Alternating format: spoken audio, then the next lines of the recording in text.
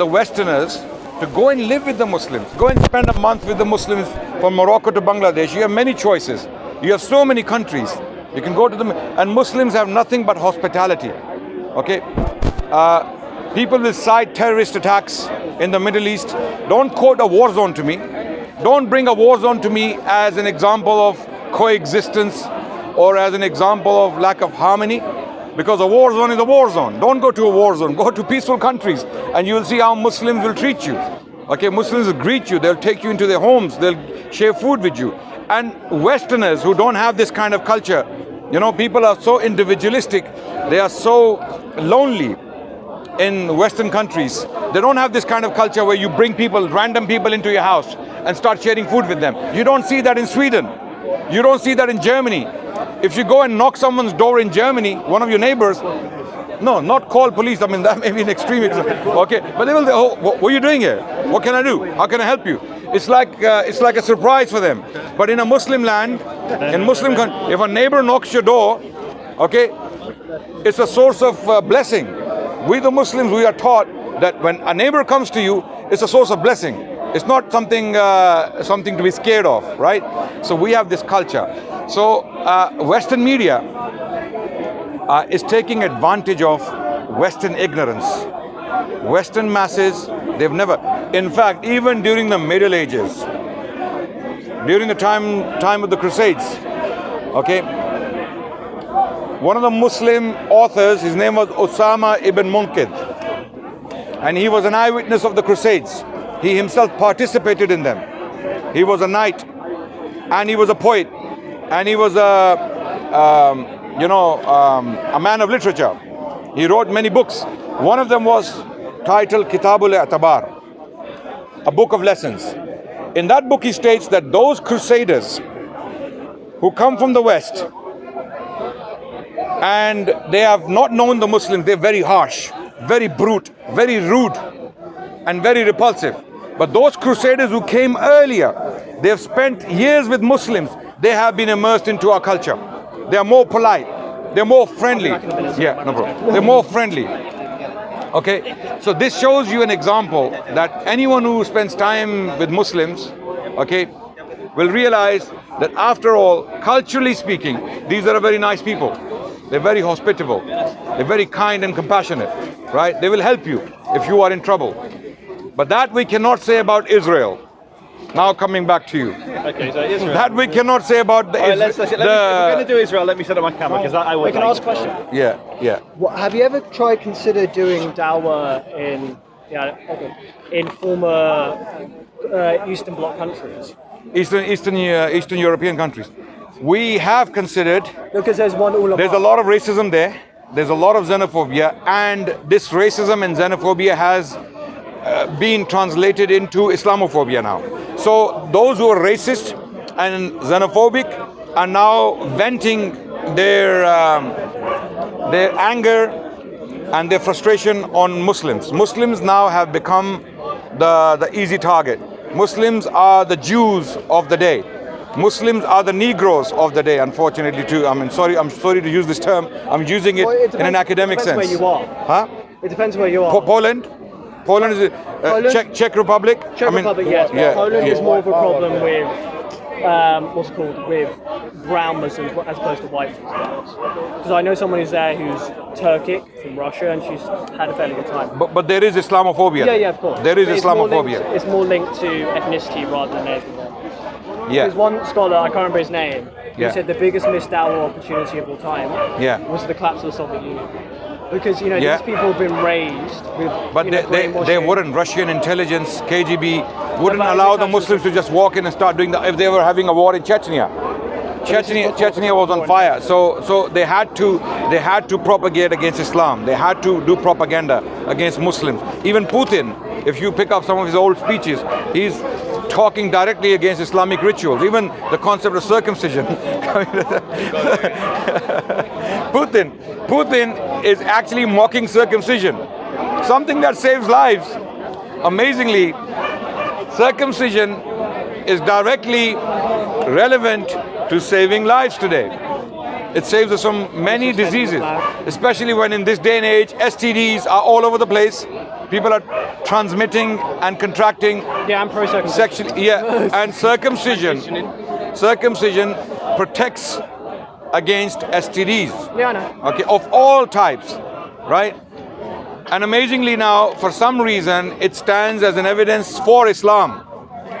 Why would God command men to remove your foreskin? Why? And that's centuries ago. Today, in the Western world, circumcision is not in fashion. It's not common. Yeah. Very few people do it, right? The Jewish people will do it. The Muslims will do it. Christians don't do it because Paul came and told them, don't circumcise. Just go easy on STDs, right? This is what the consequence is, right? Now, one of the reasons HIV spreads 50% faster in Africa, in particular, is because of circumcision. They're not circumcised. So the African governments are now paying their citizens to circumcise. Okay? Joseph is getting his weapons ready. Yeah, he's getting. I don't see a microphone as a weapon to you. These are modern weapons. This is one of the. This weapon is more dangerous than. I've got 3 of them pointed at me. I've just got one. There is no antagonism here. Three friendly cameras pointing at you. Now this one, we don't know if this one is. We don't know if this one is a friendly one. I put the full debate up and I put the 1 minute debate up for the shorts, and I'm sure you understand what a short is. Yeah. What are the power of them. So the point I'm making is that Muslim people, generally speaking, when you go and live with them, spend time with them, you'll come to realize that these people are not what the Western media and Western politicians and Western prostitutes are telling them. Have you heard of the term prostitute? Prostitute is basically a press person who is hired to spew hatred on Muslims. So we call them prostitutes. Okay, it rings a bell. It's very similar to another word. What word is that? Prostitutes. What are they? You don't know? Okay, let me teach you some English then. Today there will be a lesson on the English language. He was calling it a weapon though, so maybe it was. So Joseph, you're getting your camera ready. I'm getting nervous now, and facing directly at me, and I'm thinking what's going to come my way now. No, you said about Israel. I thought we were talking about Israel. Yeah, okay. Wait, before you get into a big debate about that, so you would say even if the foundations of Judaism were proven to be false, you would still be Jewish. So ethnically, yes. Well, ethnically, obviously. I'm saying I don't believe they would be proven, and I think Judaism has the flexibility to evolve with the times. And I gave the example of Maimonides. I suggested on Abu Israel. He gives a lot of evidence that rabbis have conceded the Torah has been corrupted, it can be abrogated. Hadith have been copied. This is the opposite. Baltos, if you can't add to the Torah, you have to make it. Okay. But there is you're Muslim who's telling you this is misrepresenting. No, there is physical evidence. He cites rabbis. He's saying that Jewish rabbis believe the Torah has been corrupted, and that's wrong. And if you've got a Muslim account that's telling you this is what Judaism. No, but he cites rabbis. I can misrepresent the Quran. I can say that Islam teaches Muslims to strike the neck of the disbelievers. The Torah, the Jewish. He's not like, the Jewish scriptures themselves tell the Jewish people that the scriptures have been corrupted. I don't know about that. No, there is a direct verse in Jeremiah, in the book of Jeremiah, chapter 8, and Jeremiah. In chapter 8, verse 8, is specifically talking about the scribes of the law. They have corrupted the book. I don't know what Joseph has to say on that. Okay, so the book itself is like the Quran. We believe in the Quran, and there would be a verse in the Quran saying Quran has been corrupted. Okay, this Quran you guys are reading is corrupted. To the contrary, the Quran tells us this book will never be corrupted. It will be protected. God will protect it himself because it is meant to be for eternity. It will last until the day of judgment. And the Quran to this day stands the test of time. It hasn't been corrupted. On the other hand, we have plenty of evidence on the Torah and the rest of the books of the Jewish scripture. They have been corrupted. They've been changed beyond recognition, right? I don't know what Joseph thinks of this. And no, wait, could I finish? Because I need to go now. And I wonder what Joseph thinks of those prophecies about an Arabian prophet.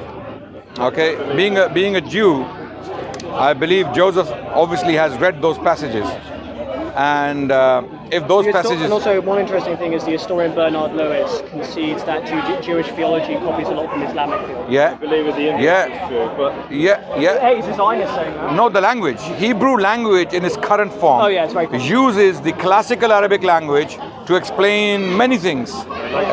Yes. No, like what? I don't know this. I'm asking. Like what? You don't know this. Reread the Jews of Islam. It talks about this. So you're talking modern Hebrew. I'm talking medieval Hebrew. So medieval Hebrew. The Jewish rabbis in Spain used the Arabic language to decipher many terms they could not explain in the Hebrew language. Rashid does the same, and he uses French. If he was based in No France. problem. No problem. No problem. I have no problem with that. But I'm I saying. implore you to reread the Jews of Islam because it talks about this a lot. It actually has an entire page talking about how Arabic and Hebrew are so interlinked. Arabic and Hebrew are interlinked. So Joseph has become my fan officially because he is standing behind the camera and filming me repeatedly. The audio is maxing out. Before I go, can you take a selfie? Okay, so I wonder what you think.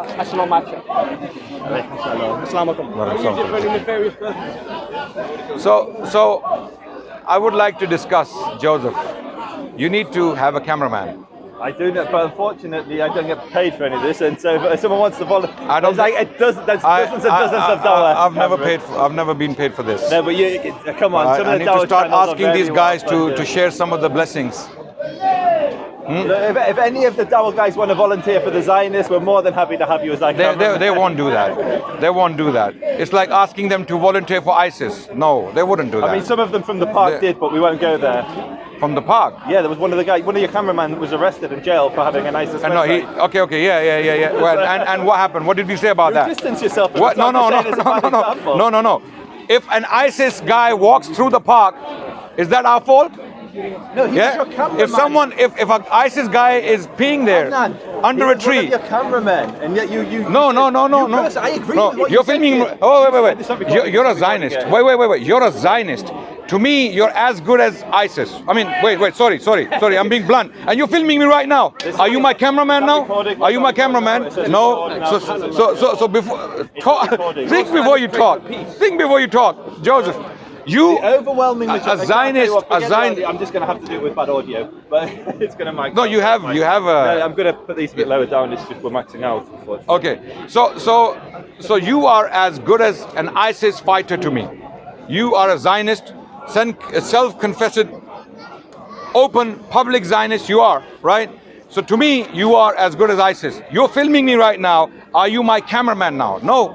There are so many people here. I mean, I don't know. Hundreds of people have been filming us in the park. So this one guy turns out to be dodgy. They start making him our cameraman. This is what these people do. So Joseph, can you come back and respond to that? Just trying to get my audio. Leave it. We will give you a copy from this. Come. Leave it. So now, tell me, do you become my cameraman? Technically, he's my cameraman at the moment. He's filming me right now. He's working so hard. He obviously loves me so much that he really wants to fix this. You know, it's catching my voice. I can see it there. It's catching my voice. Leave it, man. So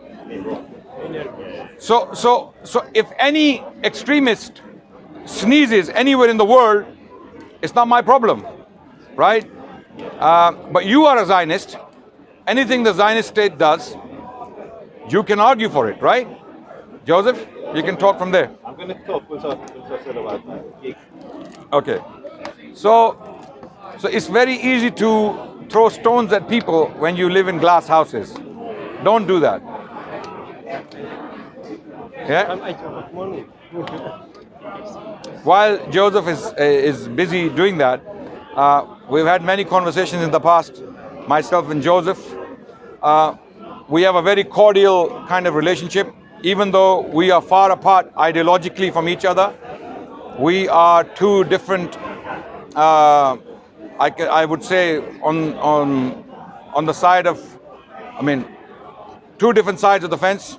Okay, I'm on the side of Islam, the Muslim civilization, the greater Muslim civilization, and I talk about the Muslim civilization and its impact on the world. Muslims, when they came to power in the 7th century, when they brought Islam as a political force into the world, they brought with them a civilization called the Muslim civilization. And people flourished under Islam. Most importantly, the Jewish people, right? And Zionist propagandists like Joseph, they argue that the Zionist state of Israel is a good thing. Okay? And when we challenge him on the atrocities they are committing for the last 70 years, they have been committing a lot of atrocities. He somehow attempts to defend those atrocities. Firstly, the theft of the land. Okay? Then forced migration or forced exile of the Palestinians. Then the brutality that still continues. Last week, how many people were killed? Last week, innocent people. And if a Muslim terrorist did that, the same media around the world would be going crazy. You know, they would be going crazy. And what does Israel say? Collateral damage. These innocent people who died, women and children in a bombing raid, collateral damage. Collateral damage. Okay? So, if the Muslims were doing this, then people like Joseph, they would be running a marathon up and down the park. He would go there, he would come back, and then he'd go back. Now he's fixed it. Oh, good. Now we got it. I think Okay. both of us coming up in a minute. So now,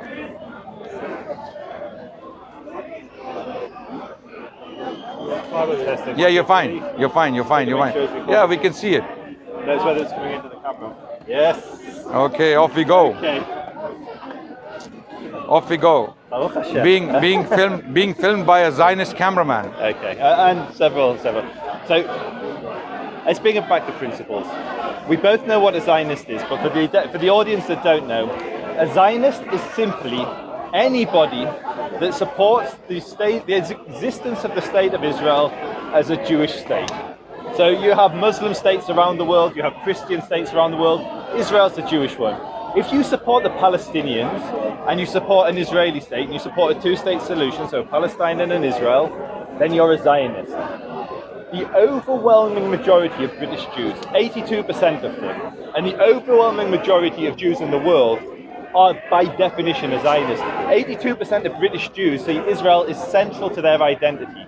So when Adnan compares Zionists to ISIS, he's saying anybody that supports that Jewish state is the equivalent to a barbarian that beheads people of a different faith, who enslaves Yazidi girls, who murders and rampages and causes hell on earth. Absolutely. He's comparing all of those I'm people. standing by what I said. In Israel as well. And this is... You know, Baha'is are in there and they live fine. Do you know what I mean? Yeah. Arabs, they're literally Muslim party in the Israeli government. There are Arabs that have sent Jewish prime ministers and Jewish presidents to jail. And this clown wants to compare that to ISIS? Hitler had Jewish collaborators.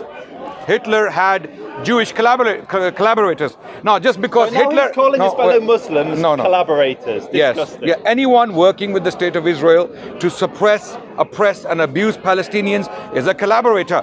Can I put it in any simpler words? Can I? This is the simplest language I can use, right? So, coming back to the issue of Zionism, okay? It doesn't matter how many people agree with it. It makes no difference. Germany under Hitler was a Nazi Germany. The majority of Germans were with Hitler. Hitler was the most popular leader. How did he become the most popular leader? Through propaganda, through his charisma, through his practice of speeches. You know, Hitler actually would go and practice speeches. He would practice oratory. I believe Hitler, as evil, as barbaric, as whatever as he was one of the best orators of the 20th century. Okay, his oratory was very powerful. His public speaking skills were very powerful. He used them for evil ends. He used them to massacre innocent Jewish people.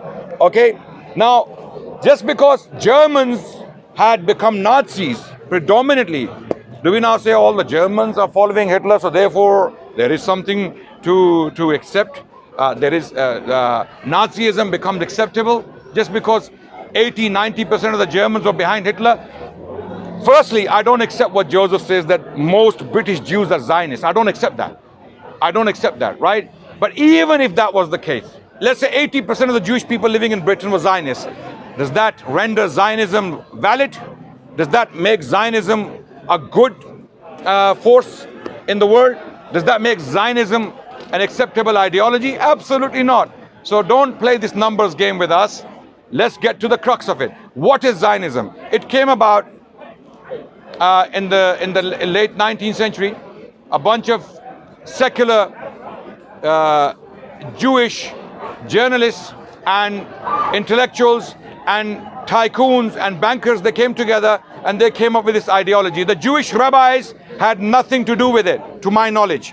They had nothing to do with it. Okay, to this day, many Jewish Orthodox groups are against Zionism, openly, publicly, right? So when you try to play this game, equate Zionism with anti-Zionism with anti-Semitism, if that's the game you're trying to play, don't try. Adnan, it's not going to work. Stop putting words in my mouth. Just like we can't. Did I ever once, in anything I just say, talk about anti-Semitism and anti-Zionism? You have accused me of anti-Semitism. For when you were anti-Semitic? Yeah. No, when? Let's just deal, Adnan. Let's go back to that question if you want. Adnan, let's stick on topic. Instead of what always happens, you leapfrog all over the place like Skippy the kangaroo. Let's stay on subject. The subject at the moment is ISIS and Zionism. Yeah. So let's list the atrocities. And Good. interestingly, let's do it. As an example of one of the most barbaric examples of an ideology, he goes to an Islamic ideology. That's interesting that you chose. It's not an Islamic ideology. They literally base you may be through a false interpretation. So do the Zionists. But it's on. So do the Zionists. You literally said they call it the Jewish. Secular. They call it a Jewish state. Okay. They call it. Adnan, they call it. I didn't interrupt you. Yeah. And you spoke for about. Sorry, we're going to keep minutes. it civil. We're going to keep it civil. Yes. Good. We're going to have a conversation.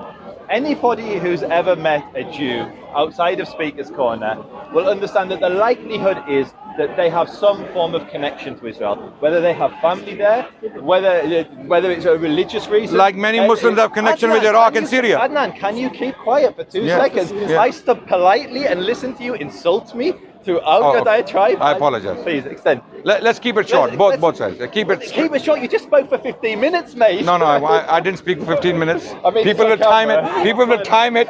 People will time it, and then they'll come back to you. I didn't speak for 15 minutes, maybe 3 minutes. But continue. You finish your point, and I'm going to come back, and we will go like that. We're going to go through a few examples of why Jews are Zionists. The overwhelming majority of religious Jews support the existence of Israel today. In the UK, you have small groups like Mature Carter. There's like 8 families in the UK.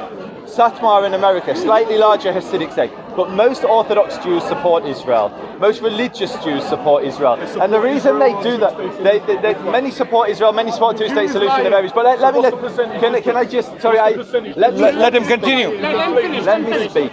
Joseph will expose his own inconsistencies. When the Jew talks, they try to silence him. No, don't do that. Don't do that. When the Muslim brother speaks, no one interrupts. Did anyone interrupt you from the audience? No. Did people interrupt me? Did people interrupt me? Yes. So, audience, continue. I don't interrupt him, you don't interrupt him. Give me the same courtesy. So Jews pray 3 times a day to return and rebuild Jerusalem.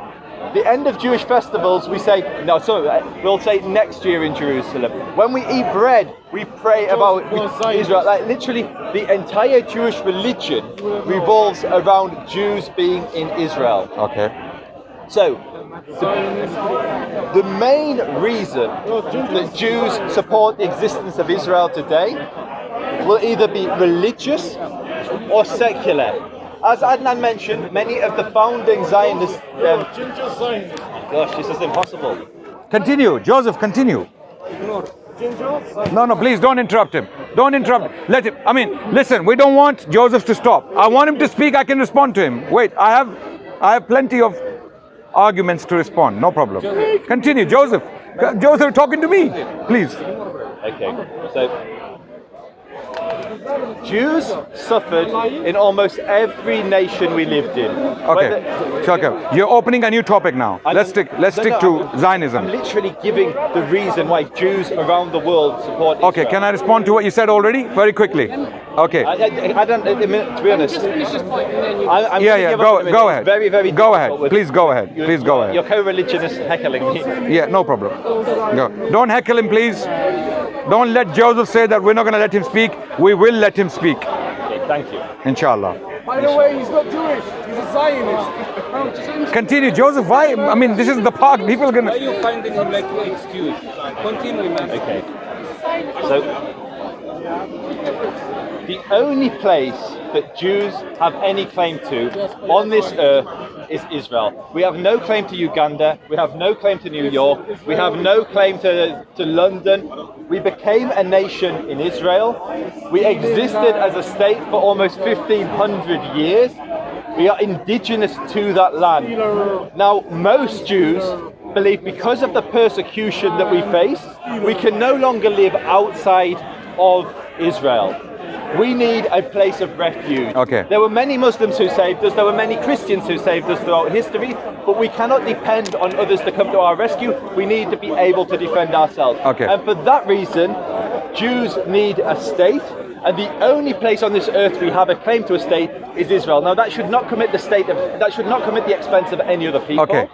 Can I respond? Please. We have no problem with the Jewish people living in security. Under security. I mean, when I say insecurity, it sounds like insecurity, right? So under security. We want the Jewish people to be secure. When I say we, I talk for the Muslim civilization, okay? You can call me a self-appointed spokesperson, no problem. I have no problem with that. But I will try to give you the evidence why I believe so. The Muslim civilization protected the Jewish people for over 1,000 years. This is why Zionists cannot make stories up and start claiming that the Jewish people were in danger.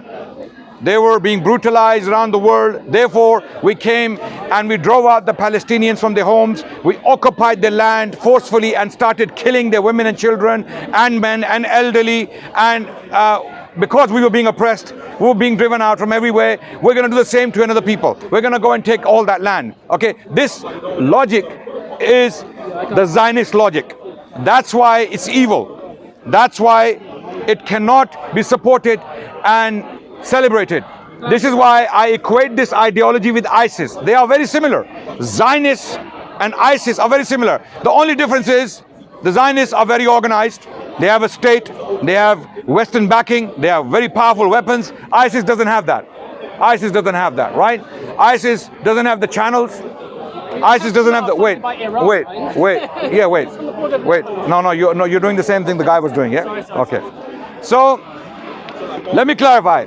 We, as Muslims, or the Muslim civilization, never had a problem with the Jewish people. As a whole, as a community, as an entity. For over 1,000 years, the Jewish people lived in Muslim lands.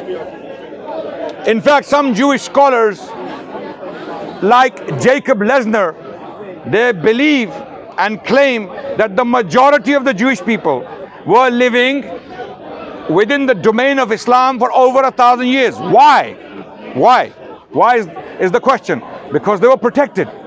They were celebrated. They became very prosperous. They worked on their religion.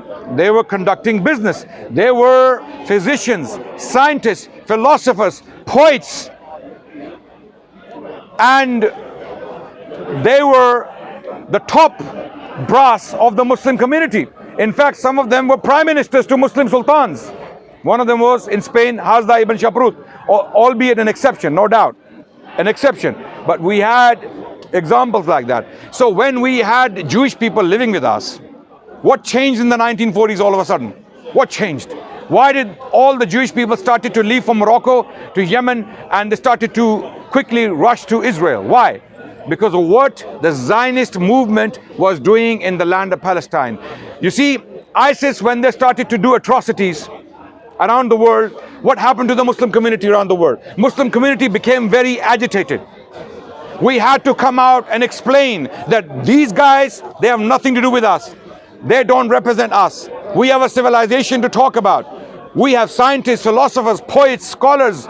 People have forgotten them, right? So we had to come out and clarify our position because this ideology called ISIS was committing atrocities. Just like that, the Jewish people became very agitated. They had a very peaceful situation in the Muslim lands. Suddenly an extremist group, an atheistic, secular extremist group called the Zionists come to power in Palestine, and they start committing atrocities. They start killing Palestinians, and then the Muslim masses become very agitated too. So the Jewish people, fearing for their lives, for the first time in the last 1,300 years, for the first time, mass migration of the Jewish people to the land of Palestine. Now show me an example of, how do I prove my case? I will ask Joseph, show me an example of Jewish mass migration. Listen to my question carefully. Is everyone listening to me? Is everyone listening to me? Yes. My question is very specific. Show me an example of a mass migration of the Jewish people from one land to another land due to Muslim persecution. One example in the last 1,300 years. It only happened in the 1940s. And who did it? The Zionists, not the Muslims. Over to you. Okay, so that was a long time. Nobody interrupted him. Nobody heckled him. Hopefully the crowd will give me the same courtesy. I want one person heckled, sorry. So you went through a few points. I captured them just because my memory isn't what it used to be. So the first thing I'm going to address is the very first thing he brought up, which is that Adnan wants Jews to live under Islam and be protected by Islam. You literally on camera this is what you said. That you want Jews to live under us in security were the words you used. You want me to respond? No, you can respond when it's your turn. Okay. But that's not true. I didn't say that. Okay. Well, you're making... Did I say that? Okay. Everyone's saying I didn't say that. Okay. You said explicitly on camera, and we can go back, that Islam protected Jews and offered the Jews... That doesn't mean that I want the Jewish people to live under Islam and being protected by Islam. Okay, Adnan, again, I didn't interrupt you. Yeah. So, and you said almost everything that left your mouth I disagreed with, and I bit my tongue. No, so, but don't misquote me in front of me. Have some courtesy. We can go back and people can watch what was said at the beginning. Maybe I'm slightly mixing up the words you said, but the basic essence was Islam, while the Jews were under Islam, were protected. And he wants Jews to go on being protected by Islam, was the basic essence. And from a Jewish perspective, we're like, no thanks, mate. We've had your protection before. Sometimes it was good. Other times you put us to the sword. Other times you ethnically cleansed us. And I'll give some examples of mass migration, or what we would call ethnic cleansing. So either where we were forced out or we fled. I'll give examples of both. Okay. So mass migration, you said you're going to give me examples. Adnan. Mass migration, Adnan, hold your tongue. You'll get a turn to speak. You spoke for a long time. I know you like the sound of your voice, but please let me speak. So, Islamic and Jewish history is one of good caliph protected the Jews, bad caliph persecuted the Jews. The first people to make Jews wear yellow clothing, to single them out, to persecute them, was actually the Abbasids. The Abbasids persecuted Jews. Continue, I'm not going to... Yeah. The Almohads persecuted Jews. Hundreds of thousands of Jews fled Al-Andalus when the Almohads, and North Africa, when the Almohads seized power. And the Jews fled. In Yemen, you had examples. In Iraq, you had examples. Umar himself ethnically cleansed the Jews of the Hijaz. So Islamic history is one of both good and bad relations with the Jews. Now for us, for the Jewish people, we appreciated when there was a Christian king like Kazimierz in Poland, or a Muslim ruler like the numerous Islamic rulers that protected the Jews. We are grateful for that. But what we don't want is to be dependent on the whims of whichever caliph is ruling over the caliphate at that time, because some of them persecuted us excessively. And so, for the first time in history, Jews have a safe haven where we're not first time in history. For the first time in 2,000 years, we have the opportunity to protect ourselves. So historically, if we were persecuted by Muslims, we'd have to either flee to Muslim or Christian countries. Today, we can flee to the Jewish country. And I have complete faith that my brothers in Israel are more likely to protect me than Adnan's brothers in whichever Muslim state we're talking about. Okay. And so, And so Israel provides a protected. and so, ya donkey, ya hammer. No. I'm about to speak. I'm about to speak. Why you asking? Yeah. You stop it. Okay, I'm about to speak. This liar. Okay, he's finished now. Can I speak? Only la ilaha illallah Muhammad Rasulullah. Okay, thank you. So now my response. Joseph. The hell? If I go there, Please see your ignore. dentist. Please ignore. Okay. So Joseph, he made many points. What Joseph does in almost every single discussion, we call it in debating terms, we call it machine gun tactics.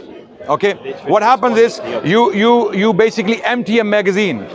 You empty a magazine on your opponent and expect him to respond to you in 3 minutes, right, with all those bullets he has fired. That's why I'm very meticulous in debates. I like to address topics one by one, systematically. Each and every single point he raised can be shredded, dismantled, conclusively. For example, I'll give you a few examples he mentioned. Al-Mohads. Why do I believe people like Joseph are spin doctors and they are not sincere? He's disingenuous. I'm saying that to his face. I'm saying that to your face. He's because he knows the response. What is the response? Al-Mohads, I will tell you, definitely persecuted Muslims, Christians, and Jews. They did not single out the Jewish people. Almohads, when they came to power in Spain in the 12th century CE, they persecuted all people in Spain. They went for everyone, right? So what happens? Jewish people, some of them, they start to leave. Now, Joseph tells you half the story, and even that half, partially, not the complete half, partial. Even that half is partial. He focuses on the Jewish people, right? Now, this is why it's so important to know your history, my brothers and sisters, right? So Almohads, they persecute almost everyone. They are an extremist group. They have been called so in our history.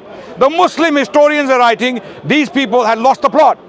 They had lost the plot. Just like Muslim scholars today in the world are saying ISIS have lost the plot. They don't represent us. They are your product. They are a product of your war you waged on Iraq, and they are a reaction to your. They have more in common with you, those who are fighting ISIS, than us, the Muslim community around the world, from Morocco to Bangladesh. So what happened with Almohads? They come in, they persecute some Jewish people. The Jewish people they are persecuting, they leave. He's right, they leave. Now when they leave, where did they go? Where do they go? Guess where do they go? No. Where do they go? Who knows? Morocco was... It's a good example. Morocco was under Almohads. They went to Egypt. Thank you. They went to Egypt. Now, who was ruling Egypt? Salahuddin, thank you. Joseph, amazingly, wait. Now, amazingly, he knows, but doesn't mention it. This is what I call CNN, Fox News, NBC put together in one man. Okay, right? So they deliberately hide this information because it's going to. So what happens to these Jewish people? One of them is their famous rabbi, Musa bin Maimonides.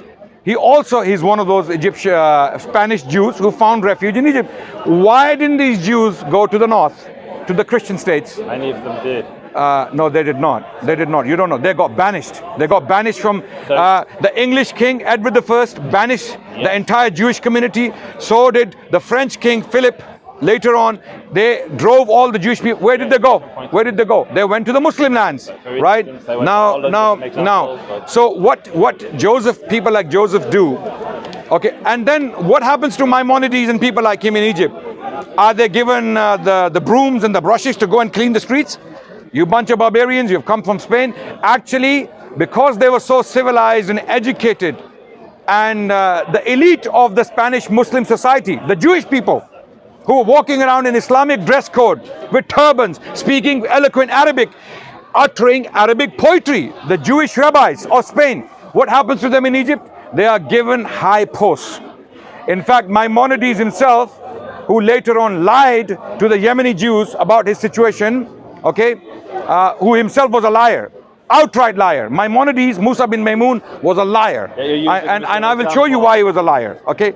There are many, that's another topic in itself. Adnan, they can all watch the debate where I absolutely humiliated me, you on that part. Like you are today, no problem. Okay, so Maimonides, he went to Egypt and he becomes what? The physician of the Sultan, the brother of Salahuddin. He becomes his private personal physician. What kind of persecution is this? It's like some Muslims leave Iraq, okay, as refugees. They come to Britain, and then Boris Johnson takes one of them as his private physician. We haven't seen that happen to date.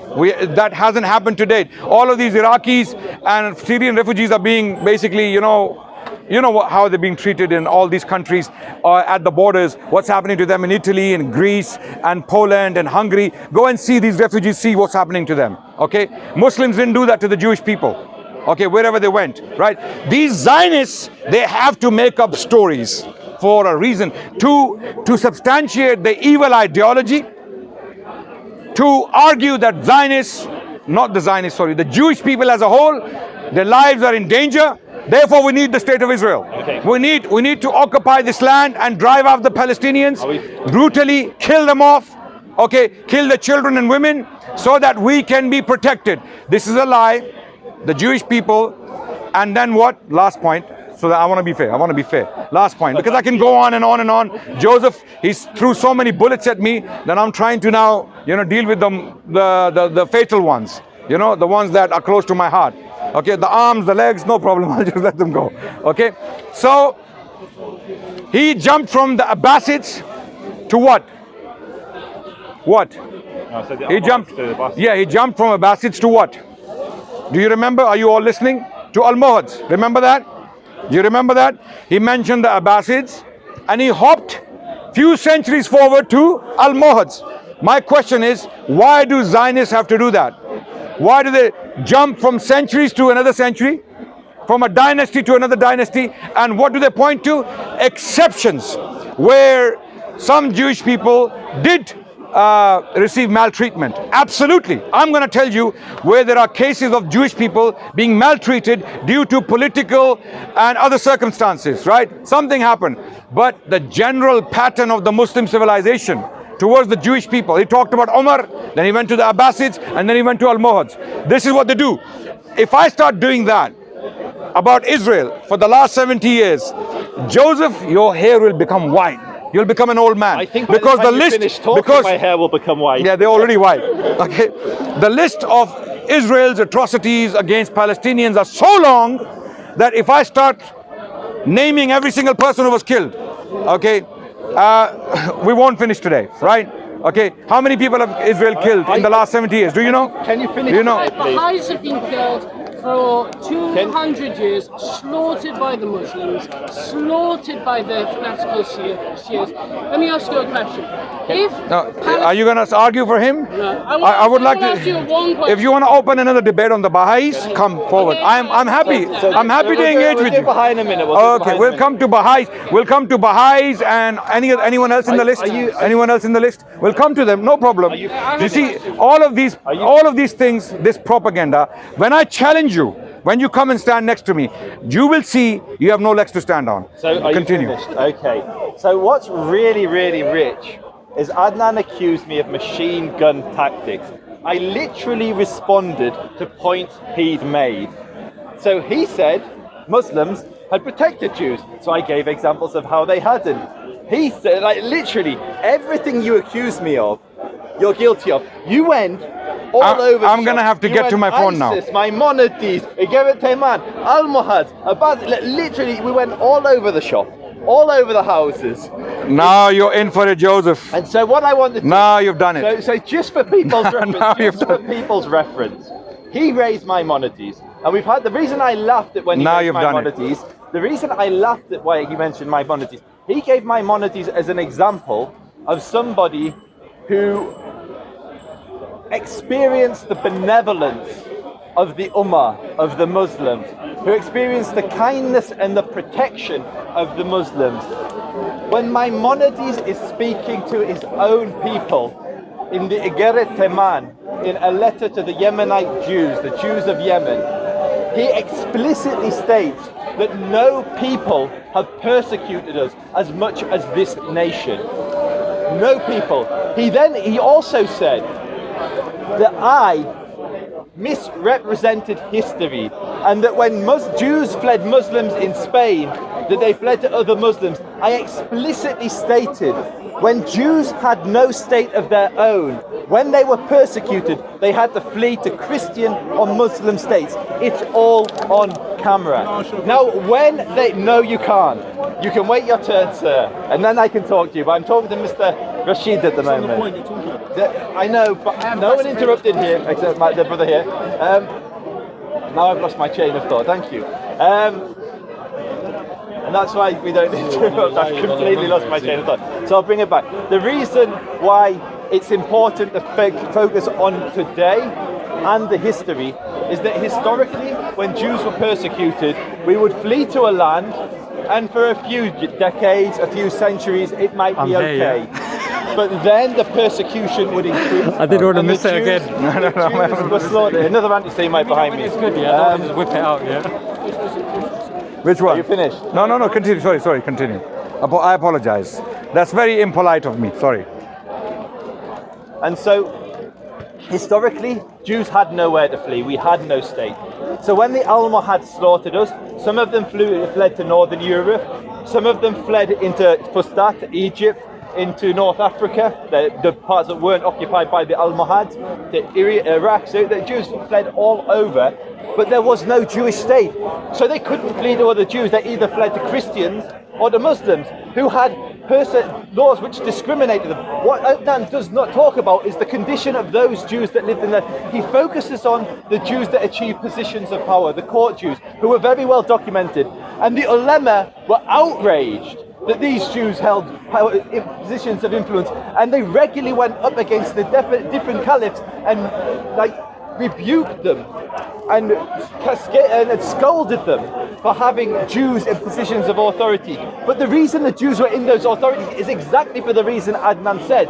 They were skilled in medicine. They were skilled in collecting taxes because they'd done it for the Christians, they'd done it for the Muslims, and they had built up over many years a skill set which benefited these caliphs. It wasn't benevolent for these Jews. Meanwhile, the majority of Jews who lived under these people were persecuted. Do you know that if your synagogue fell into disrepair, you weren't allowed to rebuild it? A Jew was not allowed to rebuild a synagogue if it fell into disrepair in almost every caliphate that stood. Adnan is giving you the absolute perfect example of existence of Jews and Muslims. The reality is the opposite. If you want to know how Jews lived under Islam, you don't listen to Adnan, you listen to the Jews who lived in those times. So if you go to the Cairo Geniza, the Cairo Geniza is the most perfect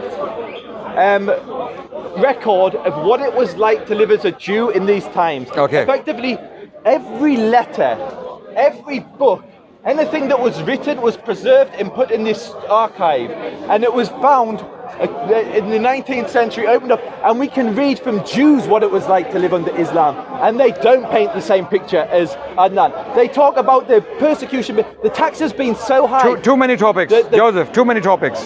Okay, too many topics. Israel and ISIS. Okay, no.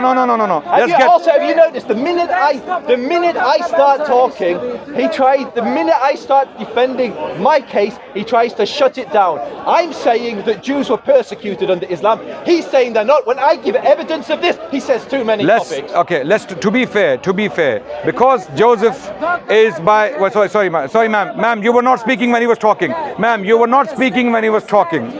I know you are upset. I know you are upset. There's a Jewish lady from a Muslim country who's upset, and he's shutting her down. Okay, wait. We can speak to a Can I speak? Can I speak? Can I speak? Can I speak? Yes, thank you. Can I speak? We didn't occupy. Can I respond to his points? Anything we didn't occupy. Okay. We just returned home. Since when Jerusalem was the capital to any Muslim state except the Jewish. Can I respond to his points? Can I respond? No, you're not. I was telling hecklers to go quiet. Okay. So you be fair and tell the lady to be quiet so that I can respond to your points. She will be quiet. So 2 minutes, then we'll bring you on camera because you're much better than I am. Okay. Just for the record, for everyone who's watching who doesn't know this lady is, this lady was born in a Muslim country. Which country? I don't know if you'd like me to say. She speaks perfect Arabic. Why not? She's in the UK now. She's in. Yeah, she fled persecution in Islam. When? Islam. When? I want to know. If you want to discuss this lady specifically, we can bring her over, start discussing her, and then we will see why her family had to flee a Muslim country and when. What happened? Okay. Can I respond? Can you tell the lady to be silent so that I can respond to your points? Do you want me to respond? Yes. Yeah. So can you ask her to be silent? Like I was telling the Muslims to be quiet. Okay, I'll finish my point. And Okay. Then we get on to yours. So no, you're not gonna make any more points because I need to respond to everything you said. Okay. Maimonides. He mentioned Maimonides. Firstly, a lot of the Jewish migrants to Israel for the last 70 years, they have been brainwashed systematically by the state into hating Islam, Muslims, and the Muslim civilization. You know, if you go to the just like the Shia people, from a very young age, they are conditioned to hate the companions of the Prophet Muhammad sallallahu alaihi wasallam. Okay, there are many examples I can give. Okay, when you condition children from a very young age, it's very difficult to get them to realize otherwise. Okay, my job here is, as hard as it is to clarify what the reality is. Joseph, people like him, I have no respect for him, even though I treat him respectfully, but I'm making it very clear. No, because I believe he's actually, brother. I'm not attacking him, am I? I'm not attacking him. Okay. I don't respect propagandists and liars and disingenuous people. I don't like disingenuous people. So let me clarify. Now you're attacking me from the sides. Don't do that. Okay. So Maimonides, Joseph, Are you worried about what I'm going to say? Then be silent, please. Respectfully, please be silent. Okay. Maimonides. Joseph started with Maimonides. He wrote a letter to the Yemeni Jews. Okay. No. Then you then you responded with more. Then you responded with more partial history. And that's why I have to expose you that when you tell history, you and your Zionist brothers, when they tell history partially. Okay. Some have now realized that the world is not sleeping anymore. There are scholars who will expose us, and now they are coming out slowly. They're Zionist scholars, and they are speaking the truth. Bernard Lewis, for example, Zionist, died over 90 years old. Considered to be, please. Primary sources. Okay, so why is this happening, Joseph, when I'm speaking? Why is this happening? You were very upset. When Muslims are heckling you, you were very upset. Yes. So now, just as you expected me to speak to the Muslims, speak to the lady. Okay, so Maimonides was a Jewish rabbi of the topmost status in the Jewish people, among the Jewish people in Spain. And then he migrated to Egypt. He grew up in Egypt. He grew older in Egypt, right? He became the private physician to Sultan. So what happens now this is the full story. What happens, the Jewish people of Yemen write a letter to him. About what? About what? That we are about to become Muslims. Are you listening, everyone? Is everyone listening? This is the context with which my friend probably doesn't know, and if he knows, then he didn't tell you, and ask him why he didn't tell you this. Just like the Almohads. He told you the Jewish people were driven out, didn't tell you where they went. And when I told you where they went and gave you an example, he attacked that example, and he said, I mentioned it. And then when he attacked the example, even then he gave you partial history. He said, Maimonides in a letter painted a very grim picture of his experience under Islam. And he's right. Guess what? He's right. This is why I said earlier, I said Maimonides was a liar of top class. For example, let me give you an example. Maimonides, who is he? Who is he? He is, no, Musa bin Maimun, but who is he serving? Who is he serving? Who is he serving? Wait. Who is he serving in Egypt? Sorry? He is the private physician of the Sultan. Wait. He was the private physician of the Sultan. His private doctor. Now, a private doctor for the Sultan, do you think is that a low position or it's a high position in the state? High or low? High or low? Private physician to the Sultan. You have the ear of the Sultan. You can tell him what you want. You can get him to do what you want, right? Now Maimonides, when he receives a letter from Yemeni Jews, what are they asking him? Because he's an authority among the Jewish people. They ask him, we are considering converting to Islam. The Jewish community of Yemen. Why? Because these prophecies in the Old Testament, they list them down. Deuteronomy 18:18. Deuteronomy 33:2. Okay? Then other prophecies in the Old Testament, a list. They present this list to Maimonides and they ask him, oh Rabbi, what is our response to the Muslims on these prophecies? Because they are claiming that Muhammad, their prophet, the Arabian prophet, is foretold in these passages. And we are on the verge of converting to Islam. And some of them are learned Jews in Yemen. So they write to the most learned man in the Jewish world, Maimonides. So what does Maimonides do? In response, now he's a Jewish rabbi, he's the shepherd of the flock. What do you think he's going to do in the letter? Is he going to tell them, go ahead, very well done, go and convert to Islam? Or is he going to dissuade them? Which one is it? Which one is it? If some Muslims come to me, I'm my example, person. I'm no Maimonides, no Imam, no scholar. If they come to me, 10 Muslims here, and they say, you know what, we're having doubts. We want to convert to Christianity. They have shown us how true Christianity is, for example. What am I going to do? As a Muslim da'i, as a Muslim propagandist, let's say, if he wants to call me that, okay? I'll do it for him, right? What do you expect me to do? Tell them, well done, go ahead, baptize yourselves and become Christians. Or I'm going to dissuade them.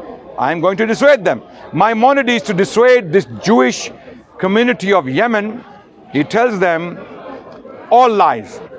We suffered under these people. They are the worst people in the world. And when is he writing this? While he is the private physician to the Sultan. He's a private doctor to the Sultan, he's writing this. And then he responds to these passages. All complete spins. Just a quick question, and you don't need to go further. Have you read the letter in detail? All of it. All of it. Have you read his responses to the passages of the Old Testament? Some of them, yes. Yes? I've read the letter, yes. So he knows about the letter. And he knows why it was written. It was written to dissuade the Jewish community of Yemen from Islam. And for that reason, he did a good job. But he was a liar. He lied to his people. He misrepresented the situation. Now to Cairo Geniza. The Cairo Geniza record. Amazingly, Joseph, I'm sure he doesn't know who studied it. He doesn't know. He mentioned it. Schechter's the main. Who? Schechter. Rabbi Schechter is the main guy. No. Academically, who published? Yes, it's Schechter. S.D. Goiten. Yes, Goiten's another. No. Goiten is the one who published them from the University of Pennsylvania, Yeah, right? sure. Okay, I have the entire set in my private library. Before you know, okay, wait. Have you been There's seeing? literally thousands and thousands of fragments, and to this day they're still being translated. So when he tells you he's got the set, there is no set. He's lying. Okay, are you done? Yes. Which set am I talking about? I don't. You said you've got the entire set. So, of no. Geniza. Now, he doesn't know what set I'm talking about, and he's calling me a liar. So this is what you call a liar, okay? When you don't know what you're doing, and then you start accusing. What set am I talking about? You tell me. You said I just mentioned. You don't know. That's what I'm saying. I just mentioned the name. SD Goitin. Do you know the name? Yes. Okay. So do you know what set I'm talking about now? So Do you know what set I'm talking? tell me. So you don't know. Say I don't know. Tell me. Okay. So don't mention things you haven't even know. looked. Okay. Wait. I don't know what you're talking about. Okay. So, exactly. That's my point. You don't know what you're talking about. Tell me the You don't know what you're talking about. Tell me the set. Okay. You would know what I'm talking about if you knew what I'm talking about. Tell me. Because you don't know what I'm talking about, you don't know what I'm talking about. Okay? So by that virtue, Joseph, he likes to throw things thinking Muslims, these ignorant Jahil Muslims, they don't know their history, right? S.D. Goitin is a Zionist scholar who studied the Cairo Geniza records found in Cairo, in Egypt. Okay? And he did a commentary, a partial commentary, and he published 6 volumes, if I'm not mistaken, in yellow bindings. I have them at home in my personal library. Okay, so Joseph doesn't know what he's talking about. And firstly, why would we accept the study of a Zionist scholar on a record which was found in a Muslim country and it hasn't been studied by other academics to date? Why would we? Why, if an ISIS scholar comes to me, Abu Bakr Baghdadi, let's say, he sanctions a study, he patronizes a study, go and study a record, and these ISIS people publish this record with flashy volumes, flashy titles. Am I to believe that? No. To us anything these Zionists Interpretation. no. Well, okay. Now. So the point is, ladies and gentlemen, he mentions exceptions from the Muslim land. I am going to now, he said, do you remember what he said? That speak to the Jewish people who lived under Islam. Yes? Yes? Did he say that? Yes. Yeah? To know the persecution. Yes? I am going to now quote some Jewish people who lived under Islam. Rabbis. And then Okay, wait. Listen, you have a Jewish, they are living in Morocco, my friend. There is no. Wait. I have some crazy stuff. Living like come on, man. While he's looking this up. No, I'm not looking this up. I'm reading it right now. I am reading it right now. So Wait. My time. I mean, you have spoken My for a time. long My time. time. Adnan, like literally, I had a full head of hair before. In 1420, Rabbi Yitzhak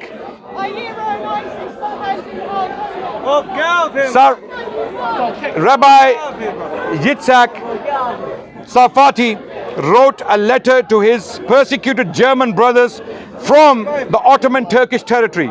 Listen now. I've never heard of him. He's a rabbi. Go and check. No. I'm quoting him. He's not a major figure. Wait. Is he a fringe figure? He's a rabbi. He's a random person. He's a rabbi. He's a rabbi. Okay, he's a rabbi. I know it's gonna hurt you. It's antiseptic. You know what antiseptic is? Antiseptic. Okay, finish what Okay.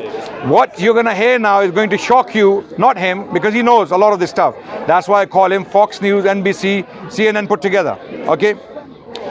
Rabbi writes to his brothers in Germany who are being persecuted by German authorities, Jewish people, in 1420. He writes, inviting them to join him in prosperous and tolerant Islamic lands. What does he say? And I quote, this is what Rabbi wrote. Your cries and laments have reached us. We have been told of all the sorrows and persecutions which you suffer in German lands. Listen, my brothers. If you knew even the 10th of what God has blessed us with in this land, you would give heed to no further difficulties. You would embark at once to us. Here the Jew is not compelled. Here the Jew, you don't like it, do you? You don't like it. Do you want to hear it? This is one of your rabbis talking. Yeah. Wait. I'm gonna finish this. Here the Jew is not compelled to wear a yellow hat. You remember yellow clothes and yellow hat? So Joseph, that's why, hence NBC, Fox, CNN put together, right? Either he doesn't know this stuff, and if he knows this stuff, then he's an outclass liar. Okay, here the Jew is not compelled to wear a yellow hat as a badge of shame. You will be free of your enemies. Here you will find peace. Rabbi Yitzhak. Okay, move on. Move on. Oh no. He, brother, do you not like? Okay. Wait. I haven't finished. I'm not finished. I'm not finished. The point is, Joseph, I would have read it. Joseph, I have not finished. Look at this. 3 people attacking me. This lady, this gentleman, and Joseph. They're not allowing me to speak. They will not. They don't like this information. The problem is in the information. It's not what I'm saying. The problem is in the is because this guy is being exposed. They don't like that. Okay, let me finish. Have the courtesy. Allow me my freedom of speech. Okay. The Italian rabbi, Obadiah Yare. Who are you even quoting now? To bring the. Who are you quoting? Okay. Can I finish? Tell us who you're quoting. Okay. I quoted sources in a previous debate with Joseph.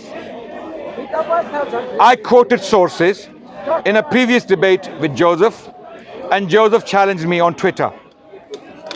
Joseph went on a victory parade on Twitter, and he said, Adnan Rashid is quoting sources that don't exist, and he's claiming things that don't exist. So he's a liar on Twitter. Really? Okay. So what happens?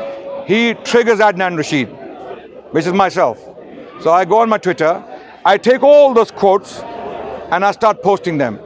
Joseph goes dumbstruck, completely silent, gone. And then when he comes back, he comes up with such lame things that people are actually laughing at him. What the hell is wrong with you people? Why can't you see black and white and admit it? If someone shows you the sun, why can't? So now I'm going to do the same thing today. Joseph is trying to discredit these sources. I'm quoting rabbis, learned Jewish men living in these lands. So Italian rabbi Obadiah Yare da Bertinoro traveled to Jerusalem in 1486. Wrote a letter to his father telling him about the country and his people. A rabbi traveling through Jerusalem in the 15th century when it's being ruled by who? The Muslims, right? The Jews are not persecuted by the Arabs in these parts. I'm quoting. I have traveled through the country in its length and breadth, and none of them has put an obstacle in my way. They are very kind to me. Wait, they are very kind to. What's your problem? Why don't you answer me direct? I am not debating you. I'm debating him. Can you tell it? You're debating yourself. You've spoken for an hour. Literally. You've literally spoken for about 20 minutes. Okay, I'm finishing. Listen. Why am I doing here?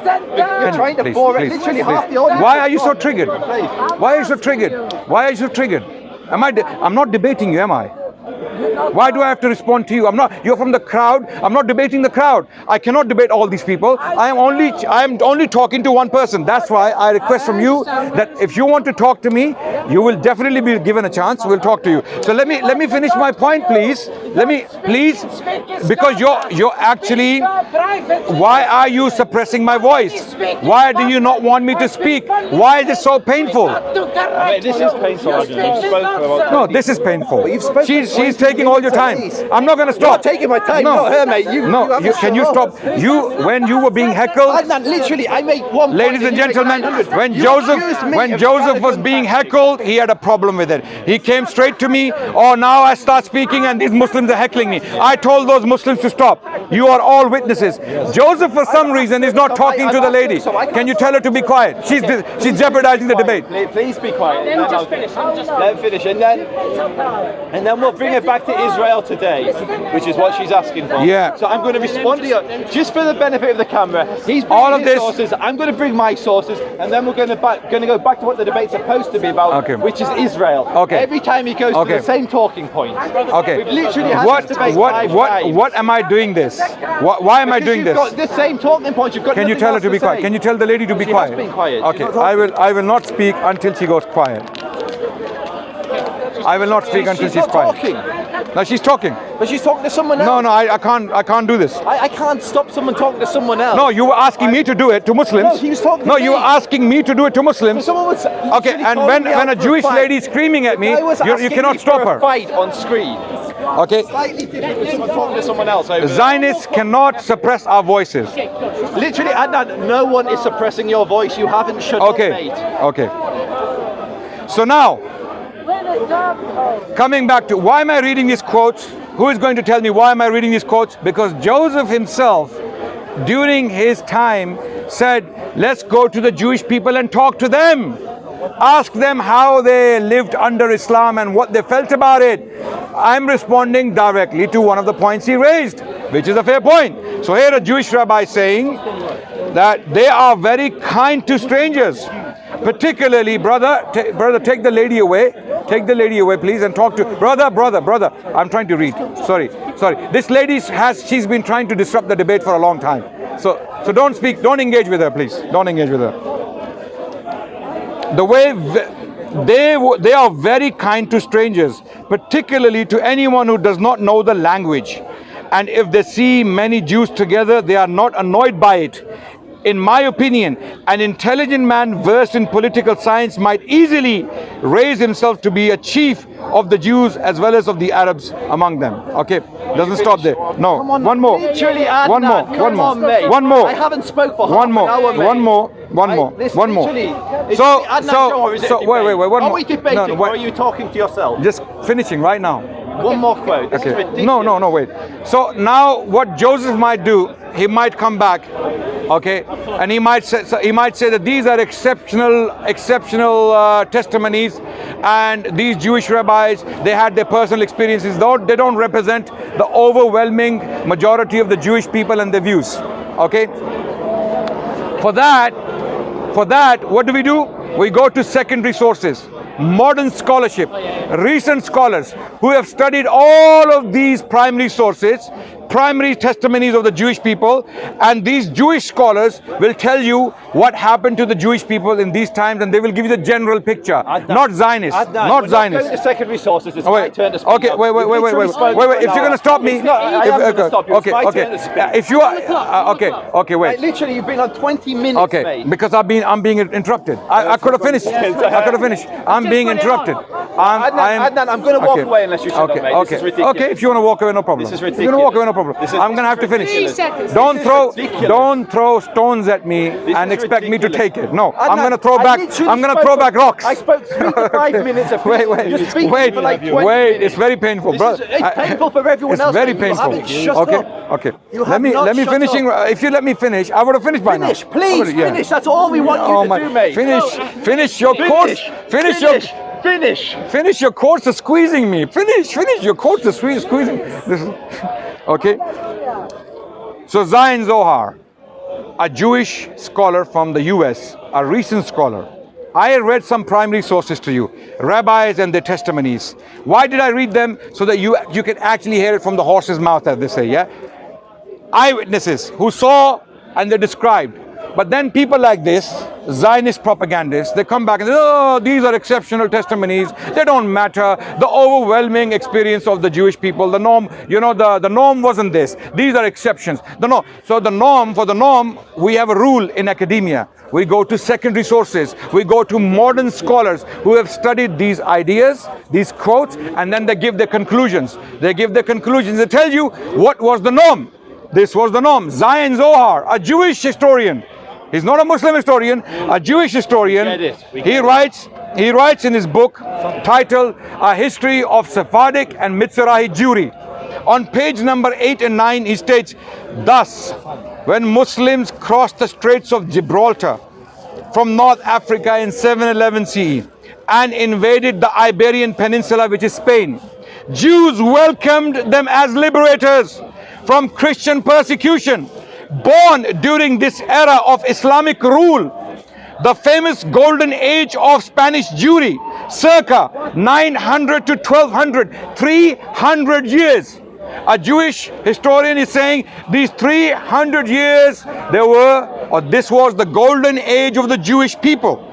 He's produced such luminaries as statesman and diplomat Hasda ibn Shaprut, vizier and army commander Samuel Hanagid, poet philosophers like Solomon ibn Gabriel and Judah Halavi, and at the apex of all of them was Moses bin Maimun, also known among the Spaniards as Maimonides. Okay, I will stop here because now Joseph, before he has a heart attack, listening to all this, I will stop and I will let him respond. And when he finishes, I will come back with more medicine.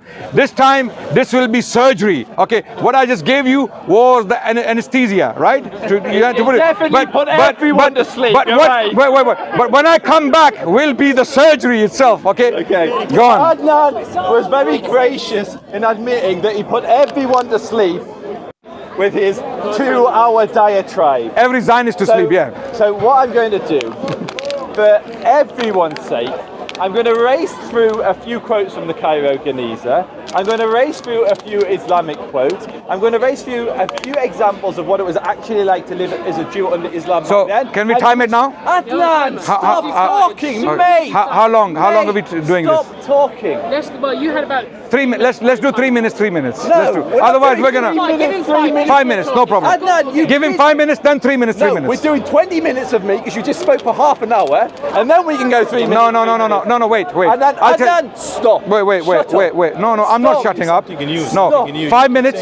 5 minutes for him, and then 3 minutes. 3 minutes. Because like this, we're gonna continue for hours upon hours. Look at the crowd. Everyone in the comments. 5 minutes. Everyone in the 5 minutes. Everyone in the comments. I want you. 5 minutes. 5 minutes. Everyone in the comments. Everyone in the comments. I want you to watch back. If you're watching this, start timing how long he spoke for and how long I spoke for, and then listen to the audacity of this clown say that I'm going to speak for 5 minutes after you've just spoke for 20 minutes and bored everyone. Let people. The entire crowd has changed. Let people decide who's a clown here. Let people decide. So now what we're going to do, we're going to. You calling me a clown doesn't make me a clown, does it? I'm the one coming out with sources. Adnan. I'm the one coming out with sources. Shut up, mate. 5 minutes. Adnan, 5 minutes. Stop 5 minutes. 5 minutes. Stop talking. We're gonna moderate this debate. 5 minutes. Adnan, 5 minutes. No, stop talking. I'll stop talking when I want to stop. 5 minutes. No, I'll stop talking when I want to stop. Okay. Just like you Okay. Wait. Just like because this is a crybaby, so he's gonna go later on and cry about it. So I'm gonna let him go on. Let him go on, and then next time we're gonna do 3 minutes. Fine? Is that fine? Okay, good. Go on, crybaby. Notice how he can't. And notice how this lady will not talk now when he talks. Notice how she will go quiet. Notice how she will go quiet. Start talking. He does not stop talking. Notice how she will go quiet. I feel sorry for Adnan's wives. I really do. Wives? Yeah, wives. I'm sure you have a whole harem. Adnan, I feel sorry. You think I have a harem? You think I have a harem? I'm sure you do. I feel sorry for each and every one of them because, my goodness, they need to have good ears to listen because you do not stop talking. You're 20 minutes starting now. Even when you're 20 minutes. If you have 20 minutes to talk, no problem. He can't even let me speak. I can't even make the joke about his wives. Okay, wait. Okay, you're starting now. Are you going to talk now? Yes. I'm talking. The lady. I'm talking. By the way, I'm asking this lady behind the cameras who's been making noise. Who's been making noise when I was speaking? Right now, watch. She will not speak now. For 20 minutes, she will not speak. Watch. Notice how it's my time, and he's done more time speaking than me. Go on. Let's see. Okay. Let's see. Okay. Can you continue speaking? Continue speaking, please. Let's see what he said. Can you continue speaking in his time? Can you make that noise you were making at my time when he's speaking? Some examples of what it was actually like to live as an ordinary Jew, not from some cherry-picked examples of history that back up his argument, which actually misrepresent what the text says. It's amazing when you go to the text. He will say things like, it was that they said what was the word you used precisely? Something like the Jews that said it was beautiful to live under. I can't even remember the words, how the protection that they offered. And when I went to the sources, it wasn't talking about Muslims. It was talking about Gentiles, non-Jews in general. But anyway, I'm going to get to the actual... Not my time, so I will respond. Okay. I will respond. So here's some examples of the quotes from the Geniza. And this is from the Cairo Geniza. This is, so let's go. A man from Alexandria was forced to flee from the city because he was unable to pay the jizya for his young boy. He implored Abraham ibn Moshe Maimon, one of the descendants of Maimonides, the son of Maimonides, sorry, for help. Joseph. Adnan, sorry. I have a question. I have a quick question. No. Why is she not speaking now? Adnan, She is speaking now. And stop touching me, Adnan. I'm not your wife. Stop manhandling me. It's halal for Muslim men to touch other human beings I don't like other it than when their you wives. stroke my arm. I don't like it. Mommy will smack you soon. I'm going to touch you with a cold bottle. With your miswa. A man from Alexandria was forced to flee from the city because he was unable to pay the jizya for his young boy. He implored Abraham ibn Moshe Maimon, Maimonides' son, for help, stating that he had been unsuccessful in obtaining any work, although he was willing to work for only 1 silver dirham daily as a wage. So a man was forced to flee because he couldn't pay the tax. One man. Umar II forbade the dhimma to enter a bathhouse on Friday. Oh, actually, I'll come back to those. 15,000 gold coins, and this is so charging the community in Jerusalem, I believe. 15,000 gold coins, and to add to that, some 6,000 fell on the Jews of Jerusalem. And we gave them 2,500 gold coins until we were out of everything we had. Empty, naked, sad and poor, nothing remained to a man in his house, even the dress for himself. Houseware, some of us mortgaged their houses with interest in order to pay, and some of them sold them completely. Many of this was their suffering. Another one from the Geniza. The condition in Jerusalem is torturous and breaks everybody, and the burden is too heavy to bear. The tax of captivity and the compulsion of the ledgers, which is worse than anything. Literally, Adnan will tell you that it was great living as a Jew. When you read what the communities in Jerusalem, when you read what the communities in Fustat, when you read what the communities and all of these places were saying, when it's recorded in their Geniza, in the Geniza he claims to have. Is the time there? Adnan. No, not that time. The chronology of these yes, quotes. That was 1029. So this is all there, the 11th century. All from the 11th century. No, so some of those. So can you give me the chronology as well? So yeah, those that's very relevant. Chronology. When are these quotes? Actually, Cairo Geniza has documents for 1,000 years. So Maimonides was the 13th century. So his son, that was the 1200s.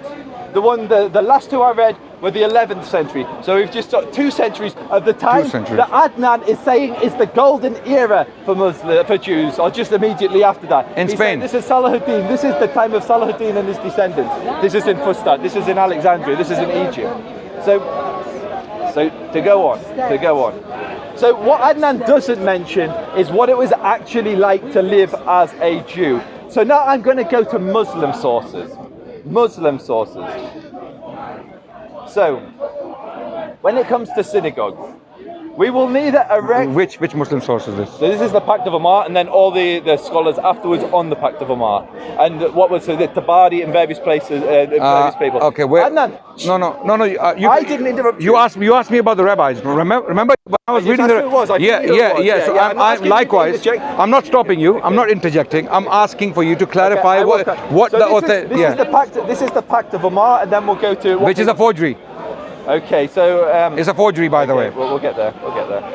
So read it, no problem. I just want to clarify for everyone, it's a forgery. The Pact of Omar is a forgery. Almost every caliphate enforced. So Adnan today, in Speaker's Corner, is saying it's a forgery, yet almost every caliphate... You're going to have to prove that. You're going to have to prove that every caliphate... did you hear that? Every EVERY with capitals. Every caliphate imposed it. Adnan. So now you're going to have to show us how. Adnan. I'm waiting. Your time. Just shh. I'm waiting. Every now. Adnan. I want to see every. Adnan, stop talking. It's not your turn. So it's not every, right? Clearly, it's not every. Have you noticed how terrified he is of letting it? I am so terrified that I wanna hear now about every caliphate. Stop talking. I'm waiting. 20 minutes more. 20. Bring every caliphate. Adnan, you had your turn. I'm not your wife. You don't rule over me. It's my turn to speak. I don't rule over my wife. She's not my slave. Thanks to Allah, thanks to Islam. Thanks to Islam. You want to talk about what happens What happens? What happens? You want to talk about wives? You want to talk about wives? We will neither erect in areas. I don't know what you're on about. Okay, this is Umar the second, not Umar the first. So basically, the Pact of Umar says that Jews and Christians can't rebuild their buildings if they fall into disrepair. Adnan thinks it's a forgery. That's fine. Adnan's entitled to his opinion. I will quote scholarship. Abu Yusuf. Who is Abu Yusuf? Okay, we'll get there. I know who he is. I know you know who he is. So you tell me who is Abu Yusuf. I told you Maimonides, right? I told you Maimonides. I quote the source and I give you an introduction. Who is Abu Yusuf? Who is Abu Yusuf? So Abu Yusuf. This is Fox News, NBC, and CNN put together, reading from Google. Adnan, let me speak. Abu Yusuf. Adnan, let me speak. Abu Yusuf. Notice how he spoke for an hour and I didn't interrupt him. Every time I make a comment, he heckles. He talks. Adnan, sorry. Let me speak. So, under Islam, under most of the caliphates, Jews were not allowed to rebuild their synagogues. I'm now going to bring examples from history of that. Yeah. So, this is Umar II. This is our 8th century. Do not destroy any Jewish or Christian house of worship. Did you hear that? Yeah. Adnan, stop talking, mate. I did not interrupt you. We got to talk. Not even sanctuaries of fire worship. Why are you so quiet? You look so beautiful when you're quiet. You look so beautiful when you're quiet. I wish you farewell, mate. I'm not going to do that. Sorry, sir, continue. No, Joseph, Continue. let Adnan answer me, please. Let him answer me. I've triggered her again. I've triggered her again. From your time. Okay. He did not answer. I want to ask when.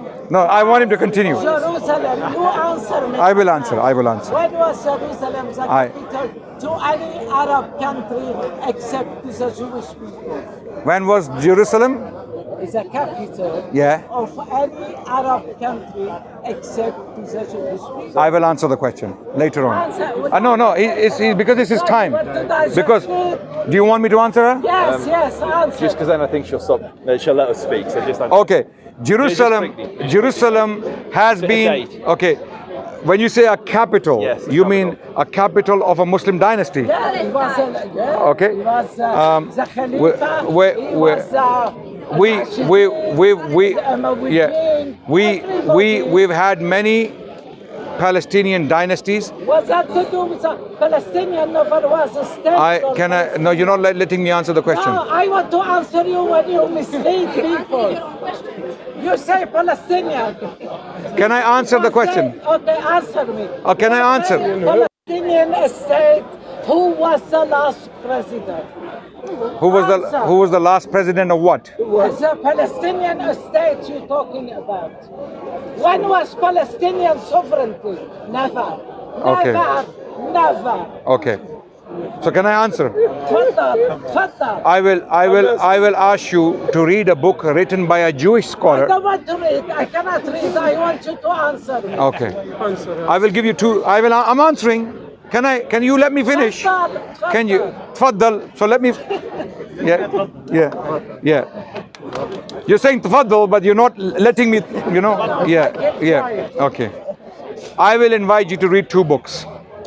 Okay? 2 books. The answer is there. History of Jerusalem by Karen Armstrong. Let me finish. Karen Armstrong, History of Jerusalem, and another by a Jewish scholar. History of Palestine by a Jewish scholar. Okay, it's published by Cambridge University Press, and it covers the entire Islamic period. Okay, you will see the importance Palestine in general. Please enlighten me. Okay, please. Please enlighten me about the last president of Palestine, so-called Palestine. Answer. I don't accept this leadership to be proper leadership of the Palestinians. Yeah, they're not sincere with the people. Continue. Okay, so back there. Now let me finish as well. Because I like Debate on that now. I want you to enlighten me. You want to be enlightened? What? You want to be enlightened? No, I know a lot of things. Bring her. But do you want me to enlighten you? Then you have to let me enlighten you. No, I don't want you shut up and let him answer? No, don't be rude. I want you to answer. She's elderly. We have to respect her. Are you talking about us occupier?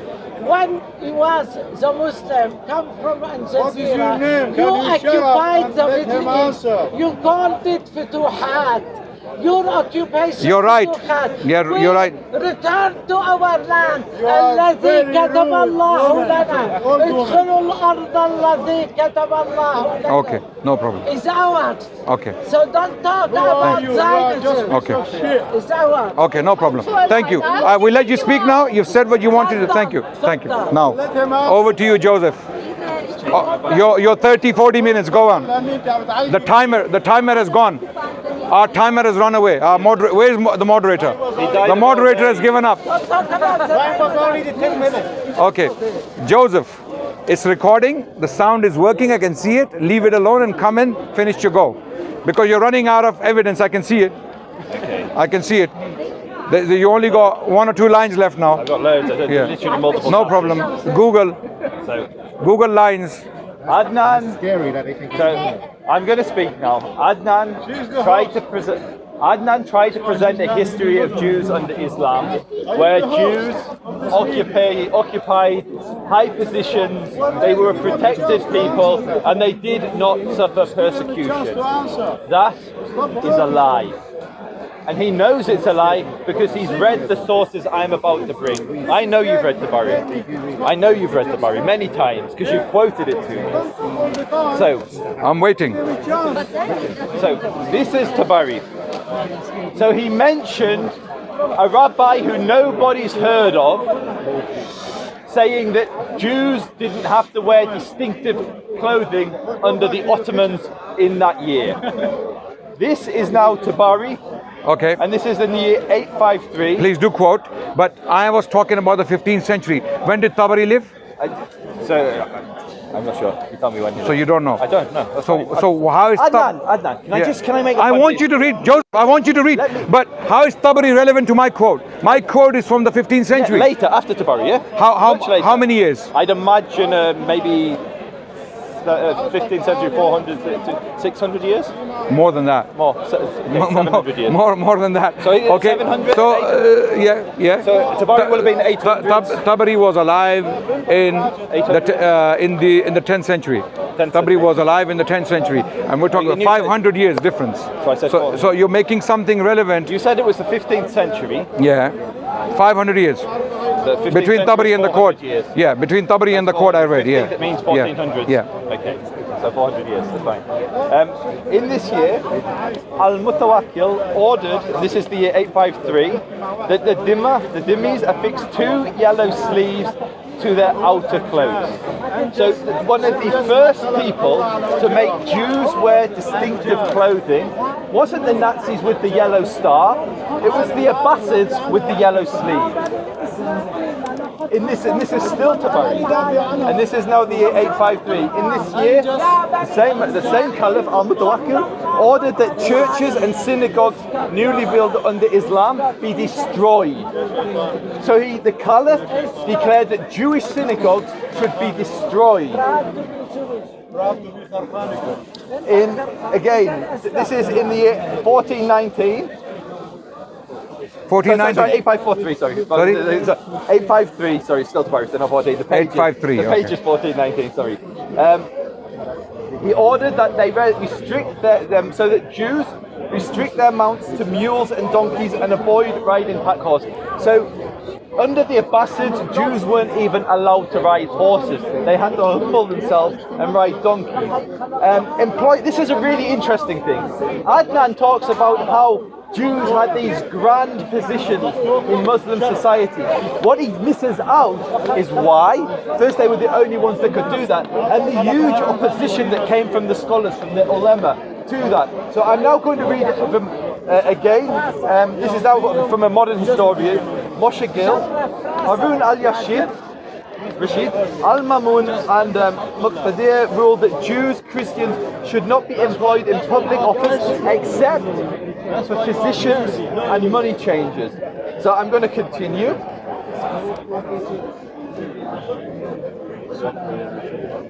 So,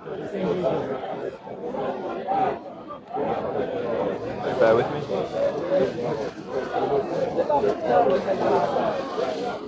Okay. No, 10 minutes, 10 minutes. No problem. Have your time. Have your time because my surgery is coming. Before the effects of anesthesia fade away. I want to do my surgery before you wake up. Ibn Hubayra, who was the vizier to I actually really love this one. This is really, really interesting. He loves this one. All Listen. agree that no new synagogues or churches should be built in Islamic countries, in cities either open or fortified. Opinion is divided over whether it's permissible to build a new house of worship near the cities. Please. You're disturbing the debate, brother. Malik, Shafi and Hanbali have said that it's too forbidden, but Hanafi said that if the place is near the city... You don't know what these things are? Yes, there's the four madhabs. Okay. What is the name?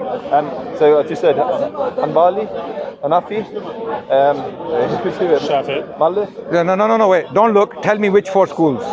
What are the names of 4 schools? What is this? You don't know. You okay? Can you let the camera see what you're reading from? Let them see. It's a bunch of quotes that I put together in Excel. Yeah, it's a bunch of lines without context. Joseph does not have a clue. What he has done. He has collected Adnan, this information. Adnan, yeah. Stop talking. You asked me what they were. I said they're the 4 madhabs, yeah? And I said there's consensus. Continue. Consensus amongst them. Continue, Joseph. I don't need your permission, Adnan. That a Jew cannot build their house of worship and cannot build a new house of worship under Islam. So what Adnan wants to do, he wants to present a history where Jews and Muslims are equal. When you read what it was actually like, so he said in the 15th century what it was like to live as a Jew under the Muslims in Israel. What he misses out in 1517, just a few years later, the entire community of Hebron was massacred. The Jewish community of Jaffa was massacred. So Adnan cherry picks his quote. And what you'll notice was this happens every time we talk. This conversation started with Zionism. I challenged Adnan to a debate about Zionism, and what he does every time is rehash his same old quotes, same old talking points. Each time we talk, I bring different quotes. You bring the same old played out quotes, which you misquote, you misrepresent. You've never read. Let people decide. You've never read the primary sources. Okay. Because you misrepresent them. If he would, he brings sources which actually ridicule Islam, and he brings them as proof of supporting and worshipping Islam. Okay. Can I now? No, you can't. So I want to bring it back to what the debate actually started about, and that is Israel-Palestine. And Adnan made a disgraceful and shameful comparison between the modern state of Israel and ISIS. Now I'm going to rip that. It's a very good comparison. I'm going to rip that apart. Israel. No, wait. First, let me deal with history. We're going to come to Israel. No, let me deal with history. I literally said when I started. So I'm going to speak for half an hour. You can speak for as long as you want. No problem. I'm going to speak. No problem. Good. That's it. Surgery will be prolonged. That's fine, Adnan. That's fine. Adnan made the disgusting comparison to the Islamic State in Syria and Iraq. And the Jewish state of Israel. And Israel. Yeah. Israel. Just as Islamic as that state is, as Jewish is. Adnan, stop. Israel is a secular democracy. There are 2 million Arabs that live there. They have complete equality with the Jews. So much so, there is an Islamic political party that is in the government today. They are in government. There are Arab judges who sent Jewish prime ministers and presidents to jail. The best performing religious group in Israel in education aren't religious Jews, it's Arab Christians. Adnan wants to paint a picture where this beacon of democracy and equality in the Middle East is comparable to his co-religionists who enslave Yazidi women and rape and murder them, who behead people of even Muslims who have a slightly different interpretation of Islam. They burn them, behead them. You just made my point. They slaughtered hundreds of thousands of their own fellow Muslims and fellow non-Muslims who were living. You're helping me. In comparison, In comparison, Israel goes to incredible lengths to preserve the lives of Palestinian civilians. It treats Palestinians in its hospitals. It helps with the infrastructure. It provides electricity. So Adnan... No problem. Yes, I talked about it. I will address it. About it if you don't let him finish. He is ashamed by his co-religionists, and the greatest insult he can think of to tar any state with is to compare it to his co-religionists in Syria. Okay. So can I now respond? You can respond, yes. Okay, good. So first to history. My surgery begins. What Joseph did, he read you quotes which he has collected from internet, from Google searches, from Zionist websites, maybe Zionist propagandists, and when he's reading examples of persecution, he's reading of a Jewish man found jizya to be very high. Another Jewish man was wronged in such and such place. But did you notice, when I read the quotes, they represented social realities. They represented a lot of people, how they lived under Islam and Muslims. I will continue with that. Okay. Now, the city of Jerusalem. Okay. What happened throughout history with the Jewish people is the question. How did they feel under Islam? There are books written by academics. Now I challenge Joseph, how do we come to the conclusion?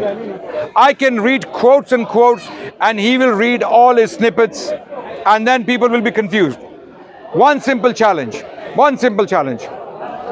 Academics who are recognized by institutions as scholars. Scholars. Yeah, okay? Moshe Gill's a preeminent scholar on Jewish-Islamic relations. Read him. Yeah, Moshe Gill is the one who wrote the history of Palestine. Yes. Yeah, he's the one. Have you read him? Yeah. So I know. Okay. No. Have you read Moshe Gill, right? Yeah, I've got both his books. Okay, good, brilliant. That's so nice. I'm so happy to hear that. Have you read Amnon Cohen? No. Okay. Have you read Jacob Lesnar? No. Have you read Bernard Lewis? Yes. Okay. Which one? The history. Jews of Islam. Yeah, Jews of Islam. Have you read it? Yeah. Have you read the book? Are you sure? Several years ago. What does he say? Okay, what does he say in that book about the Jews and the Muslims? So now we're getting somewhere. He has read the book. Now let's see if he's honest about it. I disagree with Bernard Lewis. Bernard Lewis. Wait. Moshe Gill. By the way, all the people I mentioned are Jewish. All the people Amnon Cohen, Jewish. But Moshe Gill is Bernard Lewis, Jewish. Jacob Lesnar, Jewish. He has, remember, I want you to notice his body language. When he mentioned Moshe Gill, and he became excited. I've read it. I've got 2 volumes. Okay. But when I mention other Jewish scholars, a plethora of them, have you read Zion Zohar? No, but you. Okay. Okay. And do you want me to keep mentioning names? You can mention. I'm going to give you a list of Jewish scholars who will dismantle your Zionism historically. They will show you how disingenuous you people are. Wait. This is okay. So wait. He's playing Please. tricks. Now it's my turn. Sorry, you were asking me questions, so I was responding to your questions. So how do we know what Joseph is saying and what I'm saying? We go to secondary sources. We go to Jewish scholars and non-Muslim scholars who have written on this phenomenon. Okay, they will tell you that the Jews lived under Islam in protection and prosperity. Jewish scholars. I'm not talking about Muslim propagandists, imams, or Muslim theologians writing these books, trying to present them to the Zionists. Jewish scholars are writing this, such as, for example, okay, Dean Philip Bell. Philip Bell. Yeah, who is a professor of Jewish history in the Jewish? Philip doesn't sound of name, that's why I'm asking. No, he's a professor of Jewish history, Jewish studies. Jewish? Okay, I don't know if he's Jewish. We can check. Okay, Dean Philip Bell. Professor Dean Philip Bell, who is Dean and Professor of Jewish History at Spertus Institute of Jewish Studies in Chicago. This is what he had to say in his book. Okay, what does he say? He's a professor of Jewish history. He's a current, recent scholar who has studied all of these quotes and beyond. What does he say? Jews under medieval Islam never suffered from same general negative perception as in the Christian West. Are you listening? Despite regional variations and high medieval political instability, in medieval Islam, multicultural environments combined with active engagement in sciences and literature led to something of an Islamic golden age for the Jews, at least according to most historical accounts. So what Dean Philip Bell, a professor of Jewish history in an institute in Chicago, is saying, most historical accounts tell us that the Jews had a golden age under Islam. Okay? And then he continues, it has been primarily in the context of recent political developments that the once assumed positive view of Jewish life under medieval Islam have been seriously questioned. What recent political developments is he talking about? What? The State of Israel. The State of Israel and the Zionist movement, right? It is only the Zionists who have challenged this golden age of Islam, of the Jewish people, because it goes against the agenda. What do the Zionists argue like Joseph has been arguing? Why are we even having this debate? The reason we're having this debate is because Joseph was a Zionist, proud Zionist, self-proclaiming Zionist. He has said that Jews needed protection. Their lives were in danger. What happened in Germany could happen again. Even though some scholars said that if Muslims are ruling Germany, we would have 6 million more Jews in the world today. Okay, some Muslim scholars said this, right? So why do the Zionists have to make up this lie and this story that the Jews were heavily persecuted under Islam, even though the overwhelming majority of Jewish historians writing on Jewish history, yeah, they say that the Jews lived under Islam in harmony and protection for over 1,000 years. And who is saying this? Not Muslim historians, Israeli Jewish historians, including Bernard Lewis, who was seen as an authority on the history of Islam. He died over 90 years old. He was advising the US government during the Iraq war. He actually advised President Bush to attack Iraq. Bernard Lewis. This is hostile. This is how hostile this person. He has written a book titled The Jews of Islam. In this book he states what? The Jews lived in relative harmony under Islam. Such a hostile person to Islam and Muslims is writing this, and he doesn't like it because he's a Zionist. Bernard Lewis he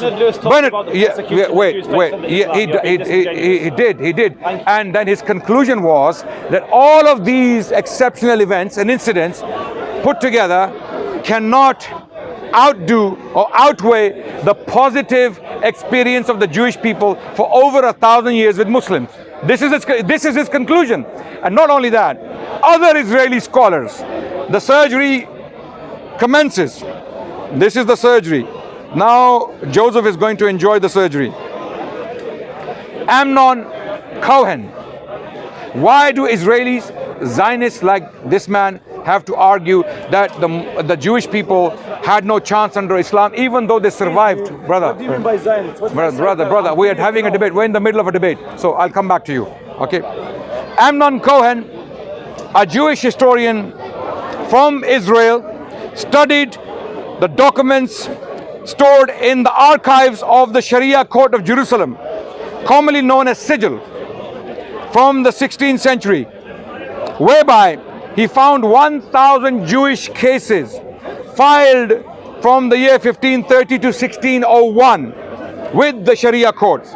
Cohen published his research in 1994, and during his research he made some astonishing discoveries, as he himself states, and I quote Cohen. He states, "Cases concerning Jews cover a very wide spectrum of topics.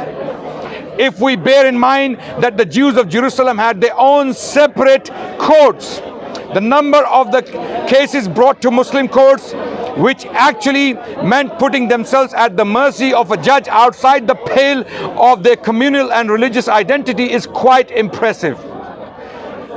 The Jews went to the Muslim court for a variety of reasons, but the overwhelming fact was their ongoing and almost permanent presence there.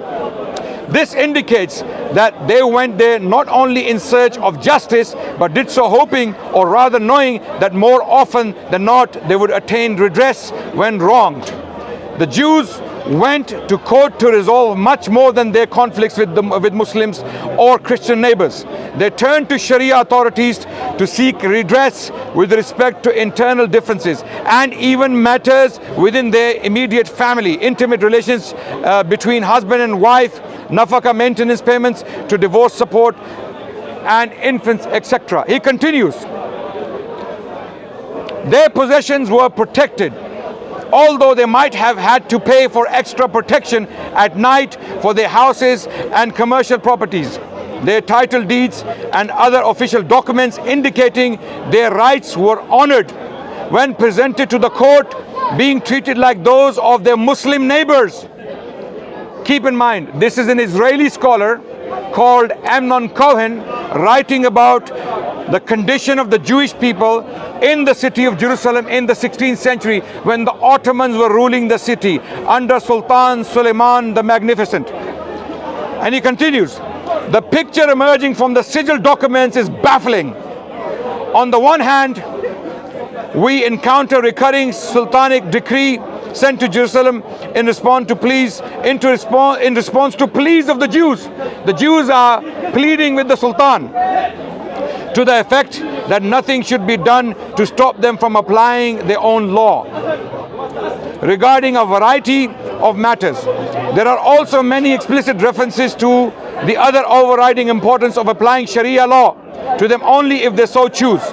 On the other hand, if we look closely at some of the inheritance lists, we see that the local court allocated to female members of Jewish families half the share given to male members, exactly as in Islamic law. This meant ipso facto a significant improvement in the status of Jewish women with respect to legacies over the accorded them by Jewish tradition, although it actually meant the application of Islamic law and in an internal Jewish context. He, the Muslim judge, defended Jewish causes jeopardized by high-handed behavior of local governors.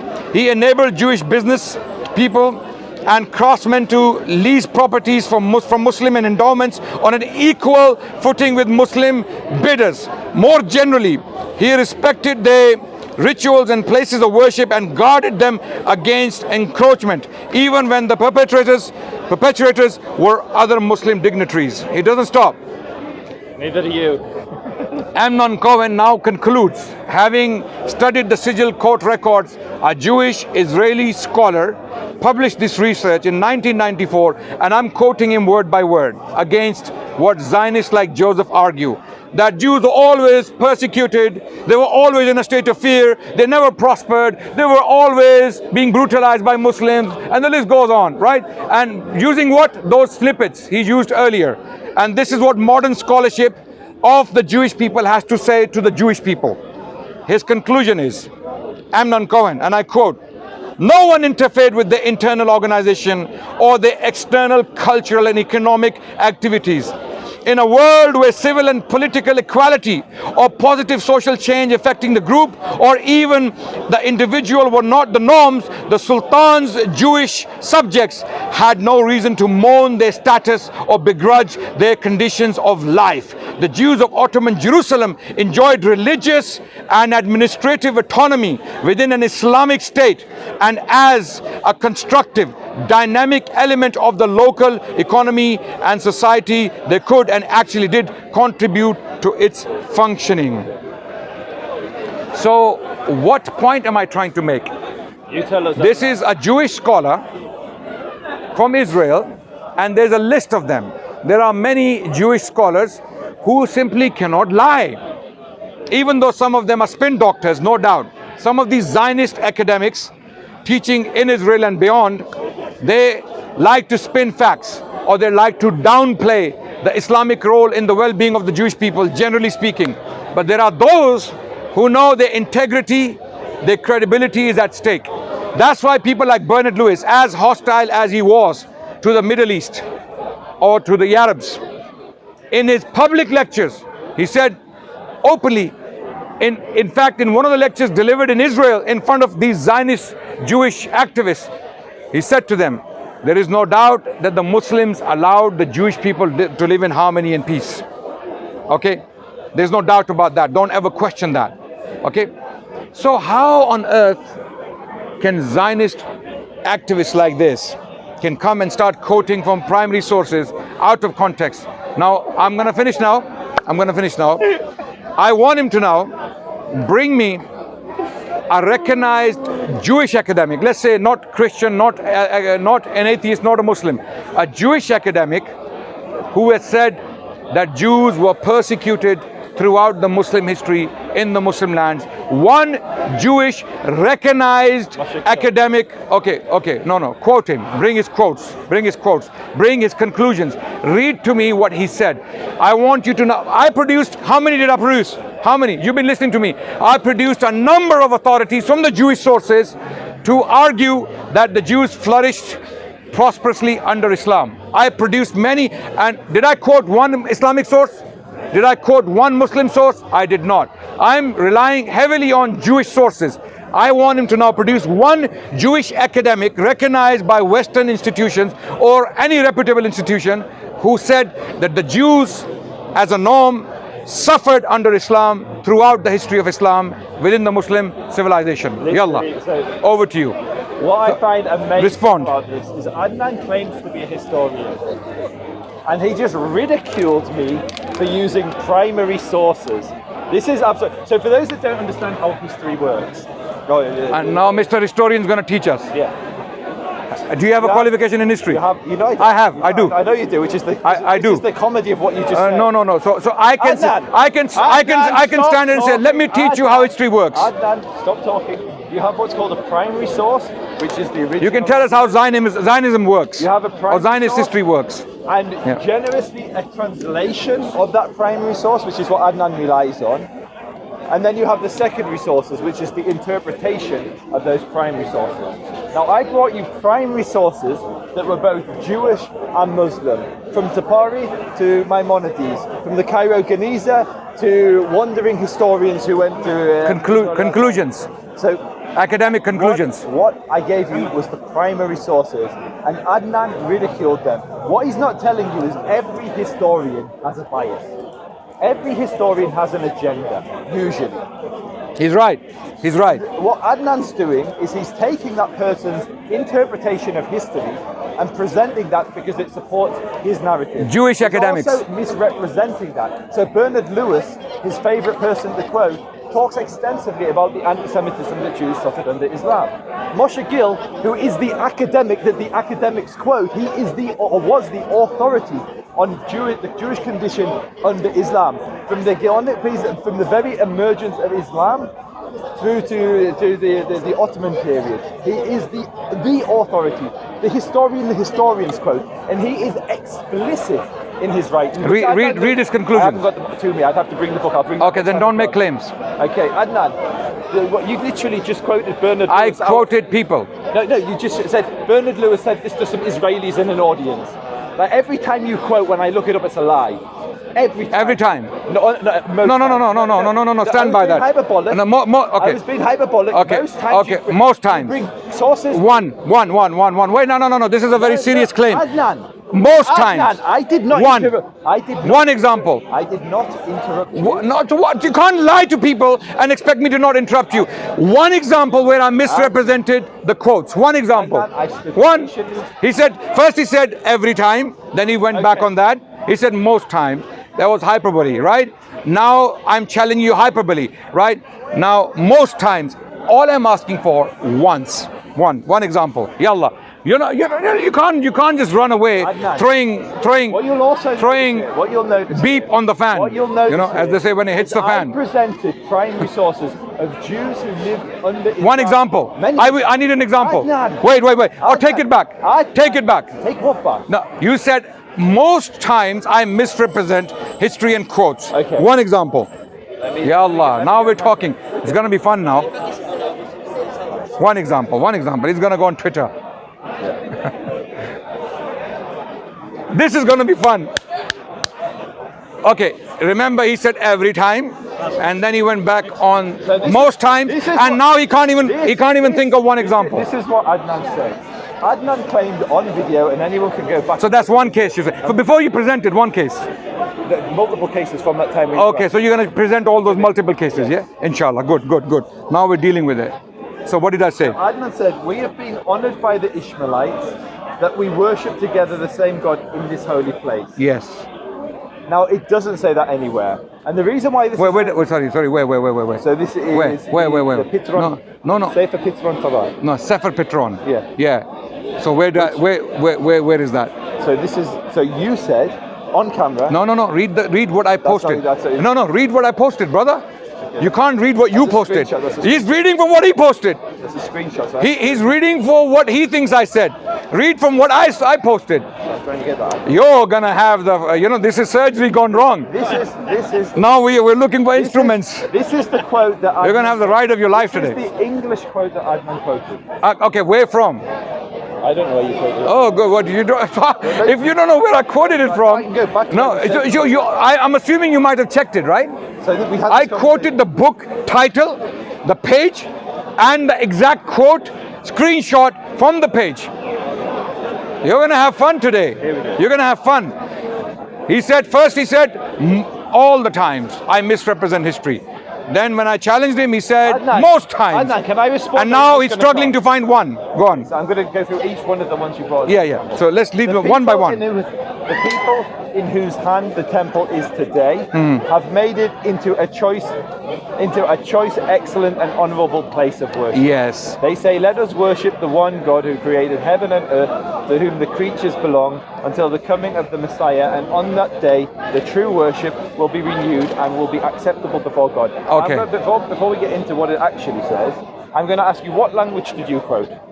I took this quote from A History of Jerusalem, authored by Karen. Are you listening? Yes, sir. Okay. Authored by Karen Armstrong. Okay. When I quoted this source, because Karen Armstrong is a reputable scholar. She's lecturing around the world. She's a well-recognized scholar, okay, and she is qualified in her field. She actually taught Hebrew at university, as far as I know. I read, wait, finish. Let me finish. You asked me a question. She quoted this very quote in her book, A History of Jerusalem. I took it word by word and I pasted it. So now he's claiming that I misrepresented the original. Okay, that's right. So okay. So now you're going back on it. No, you're going back on it. Listen to what I'm saying. Good. So they're getting smart. Listen to what I'm saying. Okay. So Adnan was ridiculing me before for using primary sources, and he's fully reliant on secondary sources. Yes, I am. And here's the problem. Yeah. Sefer Pitron was one of the hardest books I ever managed to source. It does not exist in English. You can't get it in any Jewish bookshop. You can't get it on Amazon. Amazing. You can barely get it anywhere. I managed to I found it straight away. No, you didn't. I found it straight away. In Hebrew. Google Sefer Pitron. Now, right now, I'm going to show you. Wait. This is going to be fun. This is going to be amazing. This is going to be. Because I found it in Hebrew and it doesn't say anything that he said. What you're going to find is... Whoa. Let's see. Okay. Sefer Pitron Torah. Can you see? That's a different book. Wait. It's a different book. Is this a different book? Yeah. Sefer Pitron Torah. This is the book I quoted. Hebrew. Yes. In Hebrew. It's a different book. There's two books with the same name. So, ladies and gentlemen, this is the guy we're dealing with. This is what I have to put up with every single week in the park. Okay. He's calling me a clown. He's been calling me a clown. Okay. And I'm telling him where to find his Jewish sources. Right? So it's a simple Google search. Sefer, S-E-F-E-R, Pitron, P-I-T-R-O-N, Torah, T-O-R-A-H. Do that, you'll find the Hebrew text. And he said it's the most difficult book to find. I'm not surprised. Most books are very difficult for you to find because you don't want to read them. This is the best bit. So I'll ask him again. Show me the text inside that book. So you were wrong. Not at all. At least have some integrity and say, I apologize for all my blunders. First, I guy accused him of getting history wrong mostly all the time. He said all the time. So I managed to get my BA and my masters, and I'm doing my further studies. All of these scholars in these universities were marking my essays. Must be a bunch of fools, or must be anti-Zionist for them to even pass my exams. Show me the text inside that book now. Which I don't listen. It's a manuscript. Are you not listening to me? Are you partially deaf? Adnan. Okay. Again, I said I quoted. I took this quote from the History of Jerusalem, authored by Karen Armstrong. Yes, Karen Armstrong. When did I claim? Wait. When did I claim ever in my? Are you listening? Talking. No, I'm not listening because you're not. Because you're making things up. So, you're making things up. I never said I read the Hebrew. I never said I read the entire Hebrew text. I claimed that this quote is there, and it is used in this context, the context I used it in, by Karen Armstrong in a book, A History of Jerusalem. Period. You can go back to our first conversation on this point. For some reason, this guy cannot get this into his head for the last 2 years. Karen Armstrong, I imagine, has never read the quote either. It is now he's claiming Karen Armstrong, who taught Hebrew. Actually, I don't know if he taught. It's incredibly difficult to solve. I'm gonna read her credentials now. You're gonna have the ride of your life Karen today. Armstrong, wait. Nun, I'm gonna read. Jewish. She's a nun. Who said she's Jewish? Did I say she's Jewish? So what's wrong with you, man? Are you hearing things? Again. Is someone whispering to you? Adnan, why are you so afraid to let me speak? Yeah, I'm not. Then shut up. So the book is incredibly difficult to source. I managed to track down a PDF version of it in Hebrew. I went to it. It says nothing of what he's saying. There's a quote that kind of roughly resembles what he's saying. What it goes on to say is it ridicules Islam. It calls Muhammad a madman. And what Adnan doesn't know is any of this, because if he knew how it insulted Islam, he would never have brought it as a proof. Most Jewish sources I quoted today, I will help him, are hostile to Islam. Most Jewish sources I quoted today are hostile. So when did I claim this guy? What the problem with him is, he builds a straw man. He builds a straw man, and because he doesn't know what a straw man is, and he attacks it. I never claimed that these Jewish sources are pro-Islamic, and they are praising. What they are saying is their experience with Muslims living in the domain of Islam was positive. They're not saying Islam is true. If they thought Islam was true, why would they be rabbis? Why would they even write in Hebrew, these commentaries? They are not Muslims. They don't believe in Islam. They believe Prophet Muhammad was an imposter. He was not a true prophet. I'm telling you this. So why are you attacking straw man? When did I say when did I say Sefer Petron is a pro-Islamic text? When did I say that? You were saying that there was literally. No, in that quote. In that quote. Again, I'll read what you said.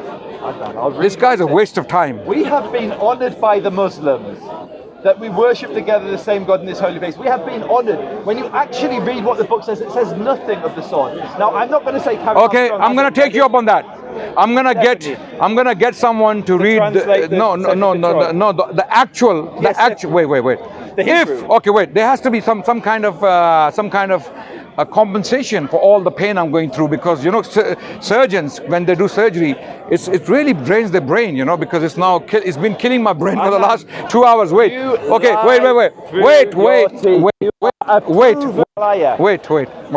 no problem. And you're struggling to show us how. So wait. I'm gonna get the Hebrew text translated word by word. Thank you. And if it says what Karen Armstrong claimed it says, then what, Joseph? Some kind of compensation. Do you all agree? There has to be some kind of price to pay, right? What price is it? What are you gonna pay? If the Hebrew text, word by word says what Karen Armstrong translated. If a Jewish rabbi confirms, I'm going to get a Jewish rabbi to read that text, translated word by word. In context. Otherwise, I can say, strike the neck of the disbelievers. Wait. What is the context? Read the quote again. What is the context? Can you read the Hebrew? You have the Hebrew there. No, not on my phone. No. You don't have it. You got it wrong, right? Okay. So have you read the Hebrew of that quote? Yes. You have. Do you have it now? No, I just said I don't have it now. Okay, you don't have it now. I've got a screenshot of it. Okay. If the Hebrew text says exactly what Karen Armstrong claimed it says, what price are you willing to pay? And put a price on me as well. put a price on me as well. So Equal. It has to be equal. It has to be fair. So what I'm saying, sorry. Challenge haram should not be. No. It's a gift. I'll buy him a gift. I'll buy him a bunch of roses. No problem. So Okay. Wait. I'll be explicit. No. I'm putting a challenge out there. I want to be explicit. No, as I said. Don't be explicit. There is a quote that resembles that, but when read in context, We are dealing with it. We're discussing it. The Sefer Pitron is a book that is an anti-Muslim polemic. It is not a book which endorses. So the quote. So if there is a hostile enemy, and this is why this quote is more valuable to us.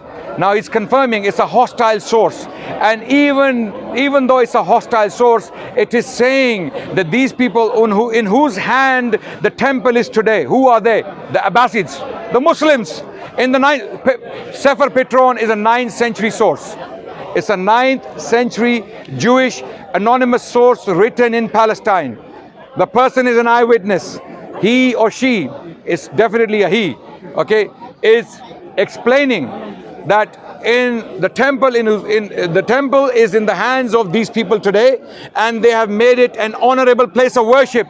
So this is a hostile source which he agrees to and admits is praising the situation in Palestine. So Joseph, have some shame. What kind of human are you, man? Adnan, have some shame. Wait. Let me. If that quote says what it says, or what Karen Armstrong claimed it says, what price are you willing to pay? Be brave. Be brave. Zionists are brave, no? Zionists are brave. Adnan, yeah. Let me respond, please. Yeah. You speak a lot.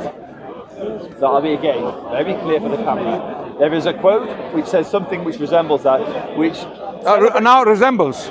So he has come from, doesn't say that, to resembles. Adnan, okay. Again. I just want you to know what is happening here. Adnan. It resembles. Adnan, what I want to be how Adnan, stop talking and let me respond, please. Okay.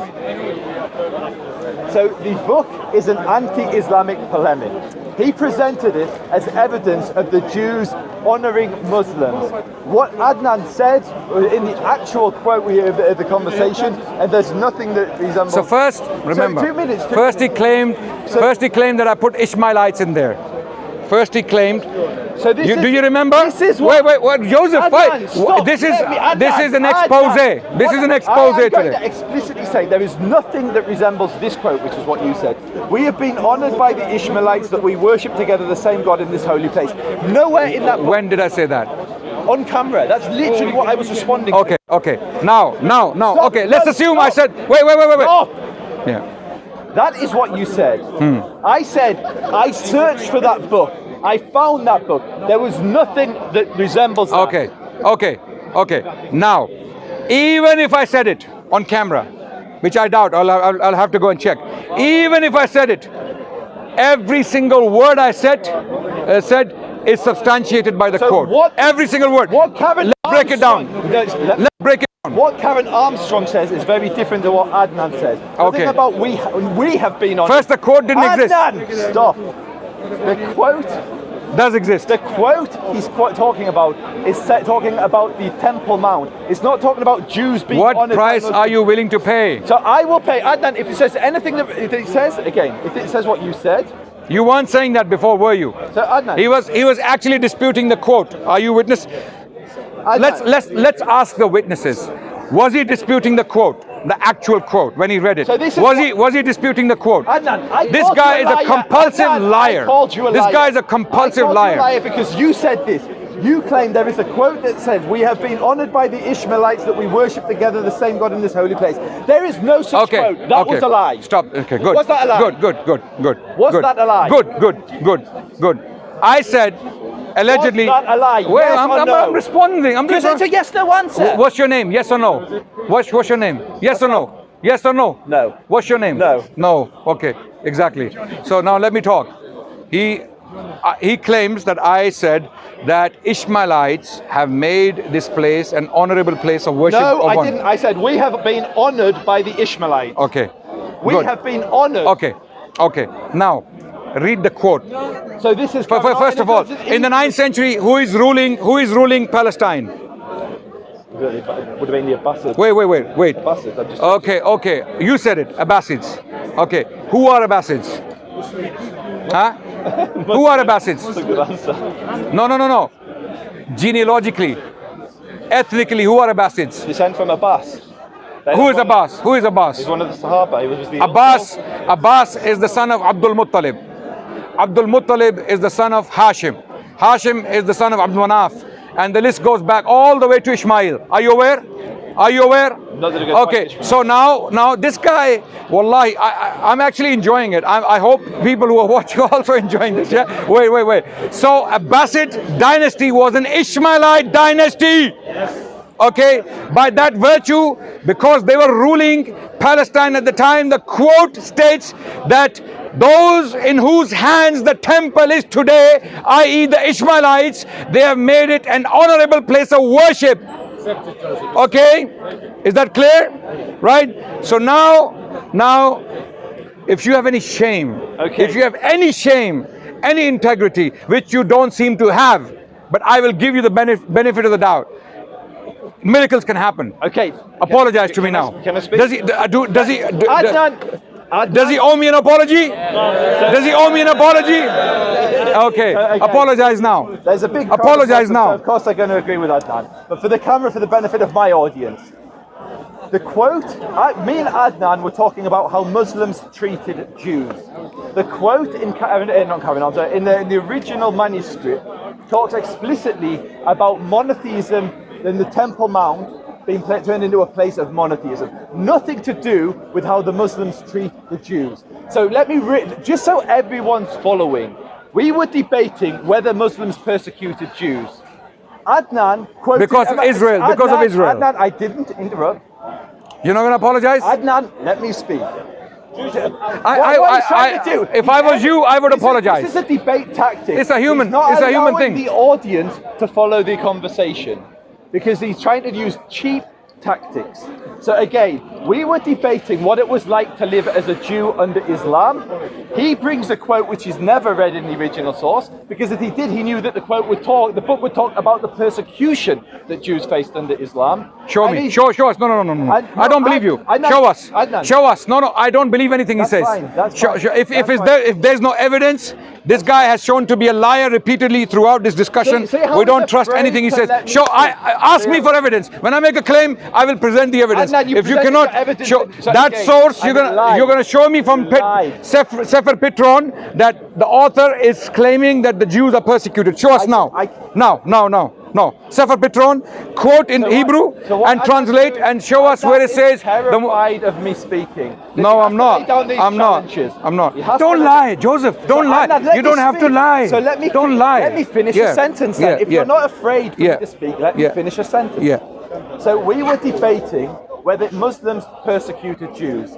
He then said that we have been honored by the Ishmaelites.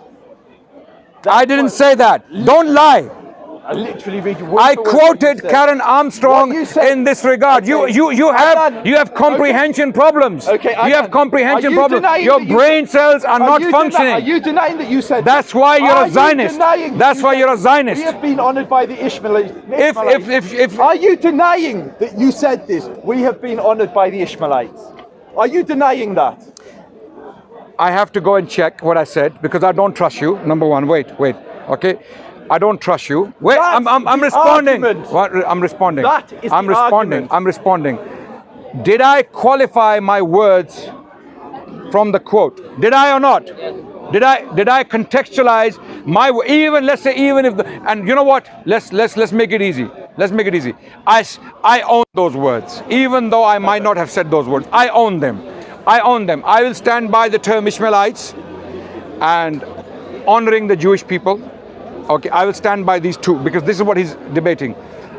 The quote says that a Jewish author writing a commentary on the Torah in the 9th century in Jerusalem is writing that those people in whose hand the temple is today in the 9th century, they have made it an honorable place of worship and we worship one God. Okay, now. He says, those people in whose hand the temple is today. Who are those people? In the 9th century, who are those people? Abbasids. Abbasids are Ishmaelites. I've already qualified that. This guy, his brain cells dead today for some reason. It's not registering. The information is not, you know, Microsoft gets viruses, right? So the virus has really corrupted the software. It's not getting through.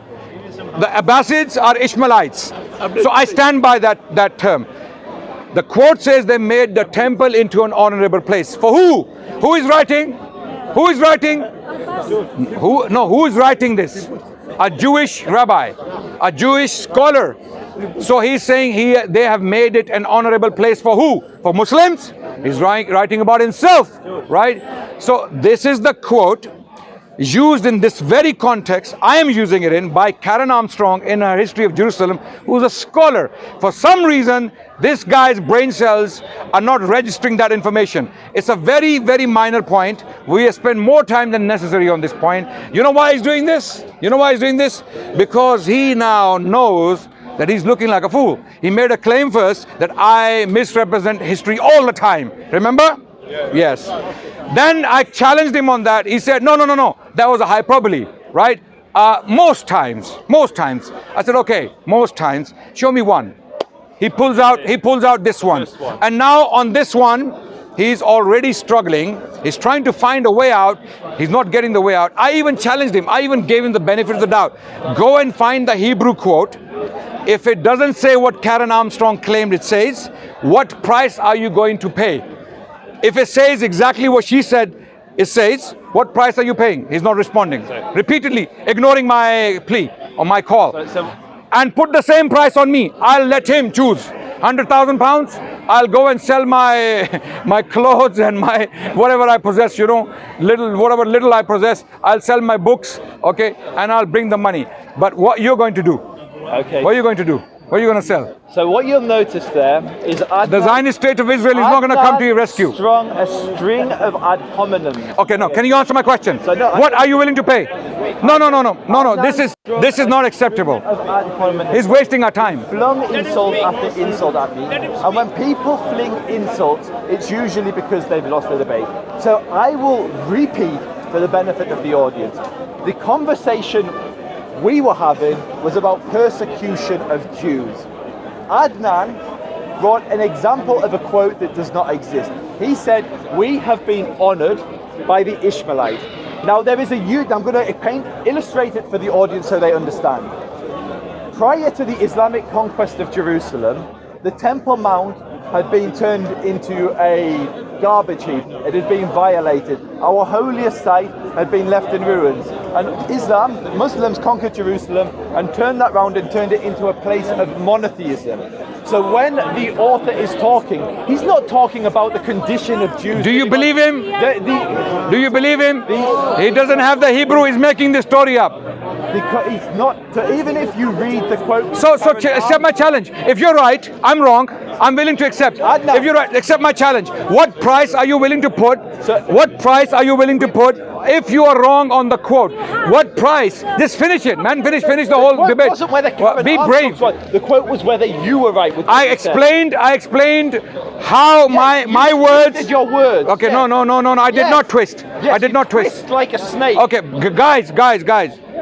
Those of you who listen to me, using the same quote, a Jewish author writing in the 9th century, saying, Adnan, for the 50th time, Adnan, saying... You're not going to speak over me. I was speaking. So again, the Jewish author is commenting on the Temple Mount, which had been violated and left, it was desolate, it was a garbage heap, it had been turned into a beautiful shrine to Allah subhanahu wa ta'ala. It had been turned into a place... Takbir! Allah subhanahu wa ta'ala. It had been turned into a place of worship. And all Jews... Inshallah, he will take shahada. Jews, including myself... I'm sure he's breaking Jews, inside, you know. Inside he's realizing all Jews, that... including myself... All Jews, including myself, recognize that the Muslims turning the Temple Mount into a place to worship the Creator is far, far preferable to... So he's now accepting what I said. Adnan, he's now accepting what I said. Adnan, Allahu Akbar. Takbir! Adnan, he's accepting what I said. Get a sense of who I'm debating here, by the way. It's not just Adnan. It's a very large crowd. There's no very brave Zionist. He's being attacked left, right. People are throwing stones on him. Look at him. Let me try to. You know the paint, the picture. Let me turn your camera around. Wait. Let me. No. Why not? Why not? I want people to see who's all these bad people who are trying to attack. Adnan. So don't say stupid things like this on camera. What happens is when you try to refute that I'm fighting a crowd. He plays a clown and tries to distract and prevent me from finishing a point. So again. Do you know Hebrew? Yeah, he does. Yeah, Can you read a quote from? Okay. Can you read a quote from us? Okay. I'm gonna find that quote. I'm gonna. Wait. Again. Which one you believe? Carry on. I'm listening. It's his talk. He's the one talking. So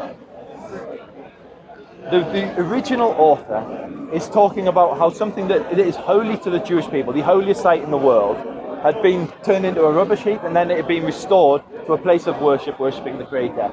So he said it's been turned into an honourable place of worship. What Adnan said was different. We were debating about how Muslims persecute the Jews, and he was saying this author said that we have been honoured. I am so happy he admitted it. We have been honoured by the Muslims. I'm done. And So obviously he's not accepting my challenge, which is fine. He just admitted it. Adnan, okay. The challenge is what you said is not.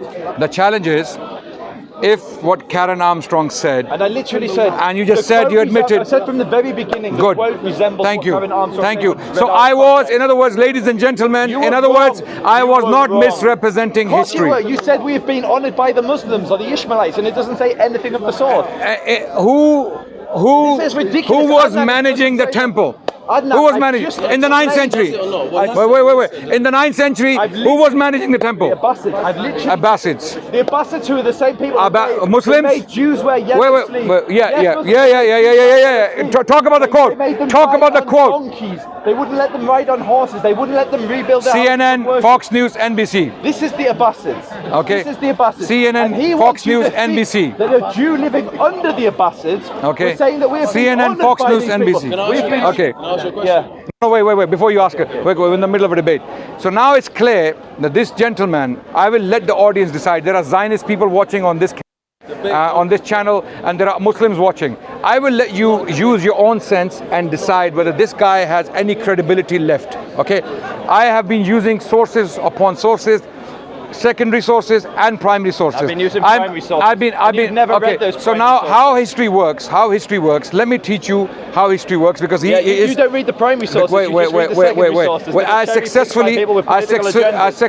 successfully attained a BA in history with honors. Wait. And I'm not boasting. I'm only trying to explain this so that you understand that I am somewhat qualified to speak on history as a student, right?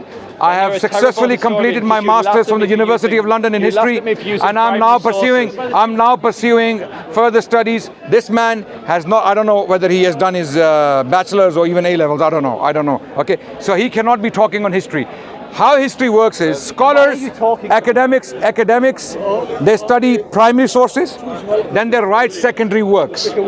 So they go through primary sources, and then they write their conclusions based upon those primary sources. What I read to you was the primary sources, and then the conclusions of secondary sources, recent scholars. Our recent scholars, they have studied a lot of these primary sources. That's why I asked him a very specific question, and those who study history will understand where I'm coming from. I asked him to present one conclusion from a Jewish scholar, let alone Christian. No. He's sticking to.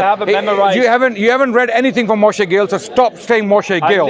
You haven't read anything. No, you did not. I literally quoted Moshe Gale in this conversation. Page number, book, quote again. I'm going to allow you. Page number, quote, where he said Jews were persecuted by Muslims throughout the history of Islam. I didn't say that. I said I was quoting Moshe Gale. I've got a question on that topic. We'll come back to you. We'll come back to Q&A. Okay. Rashid saw the decrees regarding dress code. No, that's not Moshe Gil. That is Moshe Gil. Okay, are these the words of Moshe Gil? These are the words Which book? What page number?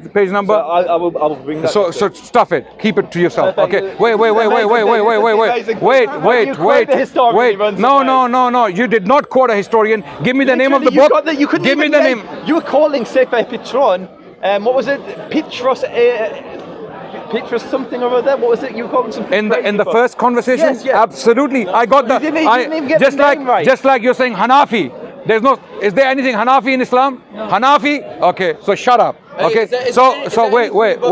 Wait. No, we agree. We agree on the fact that he's a liar and I'm speaking the truth. Okay, that's what we're going to. Wait. Now, I'm known for this. I don't bite my words. I don't like to be polite when I meet people like this. Okay. No problem. Leaders have to speak straight. Okay. So brother, don't lecture me for. Let me finish this. You don't. Did you just come now? We've been debating for 3 hours. You just came now. So stay out. Okay. Wait. No problem. Everybody that comes into your brother, I let you speak. We'll come to your questions. It does not matter what time I came. Brother, you just came now. We've been debating for 3 hours. That's the reason that I came. Okay. Why don't you try to talk to each other and work together, see what you are. We have been talking for 3 hours. Every single time you both speak, you either shut him down and not communicate. Brother, you lead people properly and you speak properly and you show them. Brother, thank you for the lecture. Thank you for the lecture. We've been speaking for 3 hours. Jewish. Can I finish my point? Okay. So I'm gonna finish my point. So his claim that I was misrepresenting history falls on its face again. He has failed to show us in that quote that I misrepresented it. While I showed you, now it's your decision. You can decide. Second example. Any other example where I misrepresented history? Second example. Yallah. First is out. So and you decide. Let people decide. Yes. He's saying that a Jewish rabbi was saying we have been honoured by the Ishmaelites. I'm so confident that I said put a price on it. Put a price. You don't put a price on it, no problem. Just trying shit, man. Yeah. I agree. He is. That shit happened. All they fed to Muslim soldiers is the algorithm and it's the fucking government. It's not the religion. So second example. Jews will only see Jews killing Jews on their phone at that time, and Muslims will only see Muslims. Second example. So if they see each other on the street now, who's fed them that information? You know what I'm saying? So they have that automatic presumption. He looks like that, so I'm gonna think he is like that. No, only fools feel like that. The fucking thing, they got closer and closer. Now they're in our hands. Brother, you just came now and you can't start lecturing us. 3 hours we've been debating. You don't know the context. You don't know what we're discussing. Is with the banking family. Okay, so go and deliver a speech there. People will listen to you. People will listen to you. Yes. Go over there and do a speech. You're the only one again trying to shut good information down. This is why I said this is not the way to lead. Second example. I'm feeling with energy right now. So they were first I was misrepresenting history all the time. That's out. Then most times, then I asked him one example. He failed on that. He's now looking for the second example of misrepresentation of history by Adnan Rashid. I'm interested. I would like to know. If I'm misrepresenting history, I will apologize. I will say, guys, I'm sorry, man. I've really, I've messed up, and I will apologize. So I can't find the original quote that you had. Okay. So I'm going to read the actual quote. حسب الديانة اليهودية مسموح يتجوز بنت أخوه مع إنه القانون يمنع ذلك. أنت مבין מה שאני מדבר?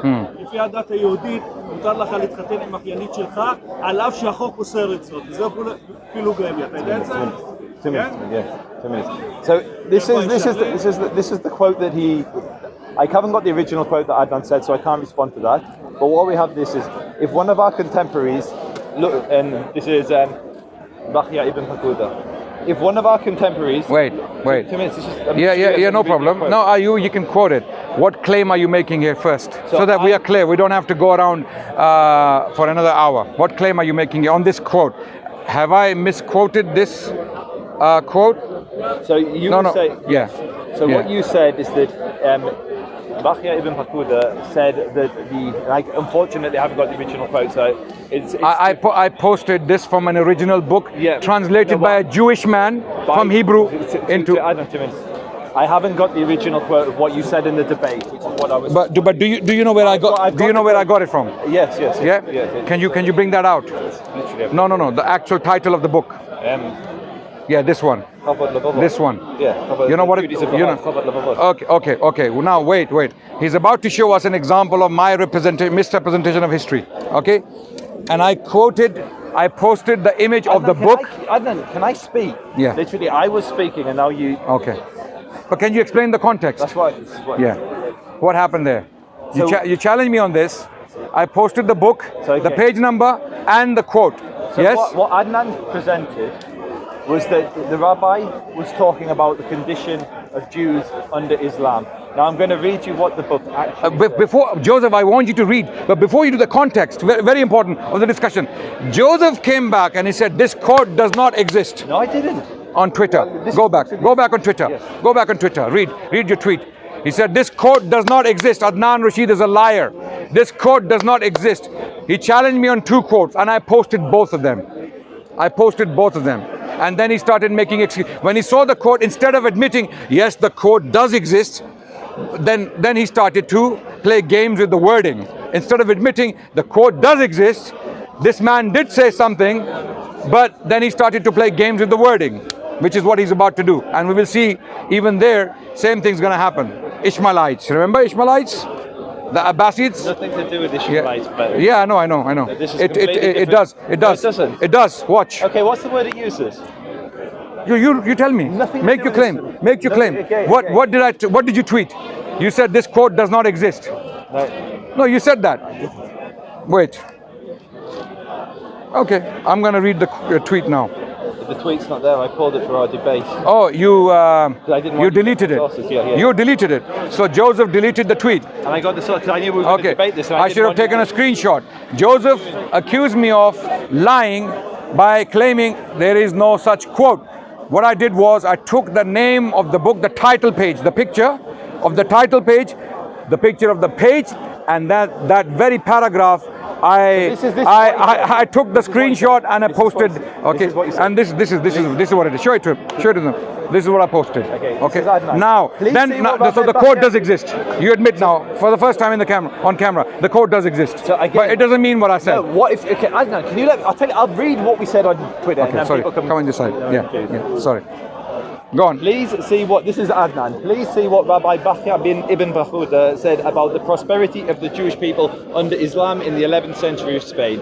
The images show the exact quote and the page from this. Please see page 171 of this particular edition. I hope you will now acknowledge your error. And so what I responded, Adnan. Yeah. What I responded, and I'll read the quote so there's context. So what did you respond? So I'm going to respond. How did you respond? I'm going to respond, but I'm going to read the quote first because you posted the quote. No, but how did you respond? If one of our contemporaries, this is the Jewish rabbi, looks for similar miracles now, let him examine objectively our situation among the Gentiles since the beginning of the diaspora and the way our affairs are managed in spite of the differences between us and them, both secret and open, which are well known to them. So I'm just going to repeat the crucial part of that sentence. If one of our contemporaries looks for similar miracles, let him examine objectively our situation among the nations since the beginning of the diaspora, the condition of under the Gentiles. Continue reading. Since the beginning of the. Yes. I'm just going to go back and then you can do it in your way. So now, what I responded. No. Finish the quote. Finish the quote. Okay. Finish the quote. Don't read half of it. Okay. Let them see our situation as far as living and subsistence are concerned is the same as theirs, or even better in times of war and civil disturbances. You see how both their leaders and their vulgar peasants toil much more than the middle and lower classes among us, according to our Lord's promise contained in Scripture. Allahu Akbar. So now. No. Let's. Did you understand the quote? Now. Yeah, what's your claim now? This is exactly. Gentiles, so the word isn't actually Gentiles. If you go to the Hebrew, it's ummot. Ummot is plural, nations. So nations since the beginning of the diaspora. So this is what I replied to Adnan. He's talking about our condition amongst the nations since we were exiled. So not in this moment and every moment prior to that, from the beginning when we were first exiled from Jerusalem. So this would have been 1,000 years. Not sure why, this is what I'm saying to Adnan now, not sure why you think he means Muslims when it's 1,000-year period that predates Islam. And so you responded, Bachya lived under the Arab rule in Islamic Spain. He wrote in Arabic, and the Gentiles he was talking about in the quote were the Arabs. Your reading comprehension is visibly poor. I hope you will now demonstrate some shame and apologize. And so I responded, have I got my response? I'm not sure. But basically, you have got my response. I just read it, so let me... So no, he's talking about the 1,000 years of exile. He literally says, our position amongst the nations, this is the actual text, our position amongst the nations since the exile began. He doesn't say our position amongst the Ishmaelites. He doesn't say our position amongst the Arabs or amongst the Muslims. He says amongst the nations since the beginning of the exile. So what Adnan was doing, he was saying that this quote, which is talking about the condition of the Jews since we were exiled from Jerusalem, is applicable to Muslims. Okay. And I'm saying no. It's applicable to the Jewish condition since the beginning of the exile, including under the Christians who you say persecuted. Brilliant, amazing. I like that. Okay. So Joseph is claiming that Bahya bin Bakuda is not talking about the Arabs or the Muslims. Correct? Correct? No, I'm saying he's talking about all the nations. No. Are you nations since the beginning of the exile? Okay. In that quote, when he says our living conditions are even better than theirs, when Bahya bin Bakuda makes that statement, he's saying, is he talking about the diaspora or is he talking about Islamic Spain? No, he's talking about the diaspora, otherwise he would have said. Okay. So you're claiming it's not talking about Muslim Spain, Cordoba in particular. Yes, Okay, good. I like that. Bravery. Okay. Where is Bahya bin Bakuda? Here. Okay. What? Okay. The nations. Okay. Now I'm going to read this quote, and that's why I asked Joseph that he clearly has comprehension problems. Okay. Bahya bin Bakuda.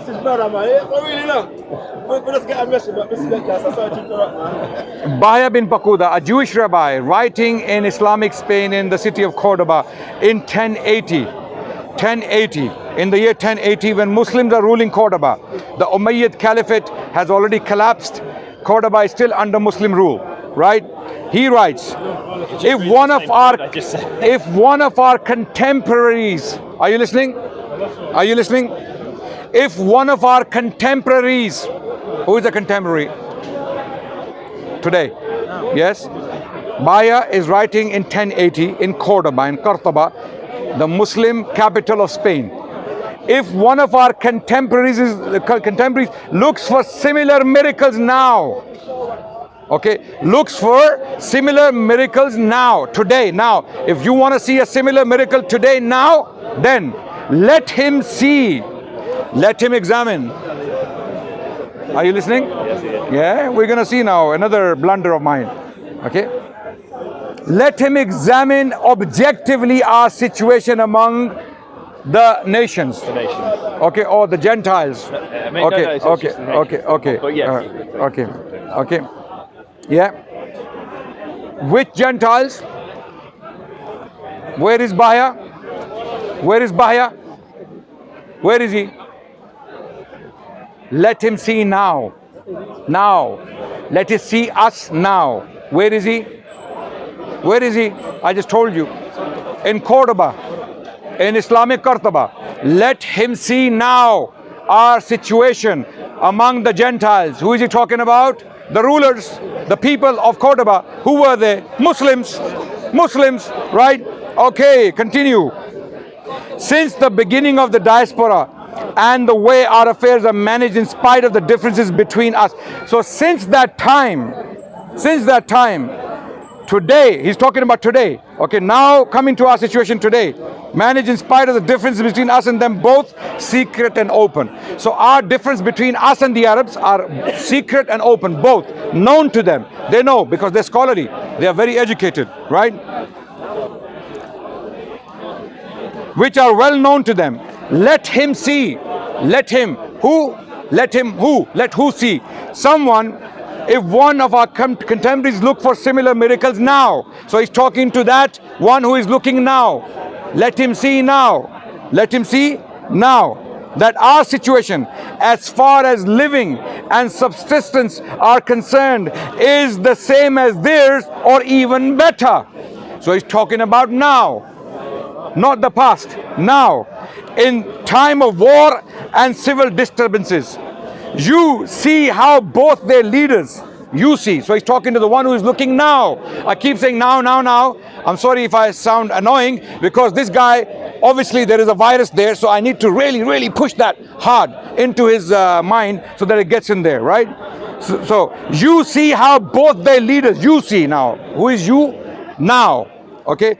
Their vulgar and peasants toil, how both their leaders and their vulgar peasants toil much more than the middle and lower classes among us, the Jewish people, okay? According to our Lord's promise contained in the scriptures.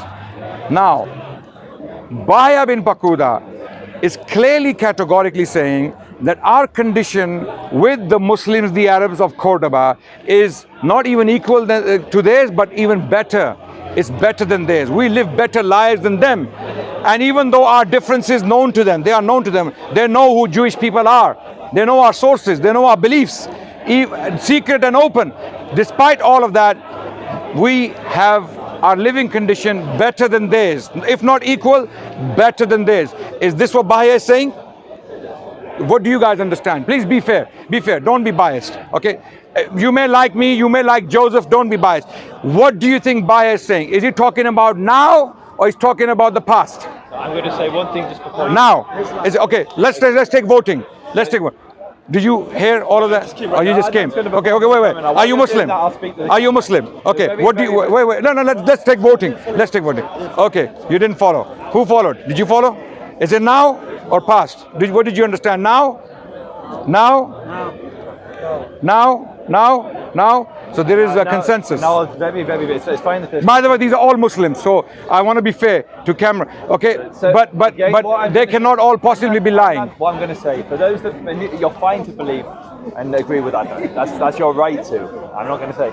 Anyone who's familiar with the way that Jewish rabbis write, Jewish scholars write, when somebody uses a statement that says, among the nations since the beginning of the Galut is the word it uses. Galut means the exile from Jerusalem. So 1,000 years prior to this rabbi writing this, the Jews were exiled from Jerusalem, and since that point until recent history, we didn't have a state and we lived amongst other nations. Why the author chooses that sentence is because he's saying, while we've been exiled and we lived under Christians, we lived under Muslims, we lived under all of these people, as a general rule, our condition has been surprisingly good.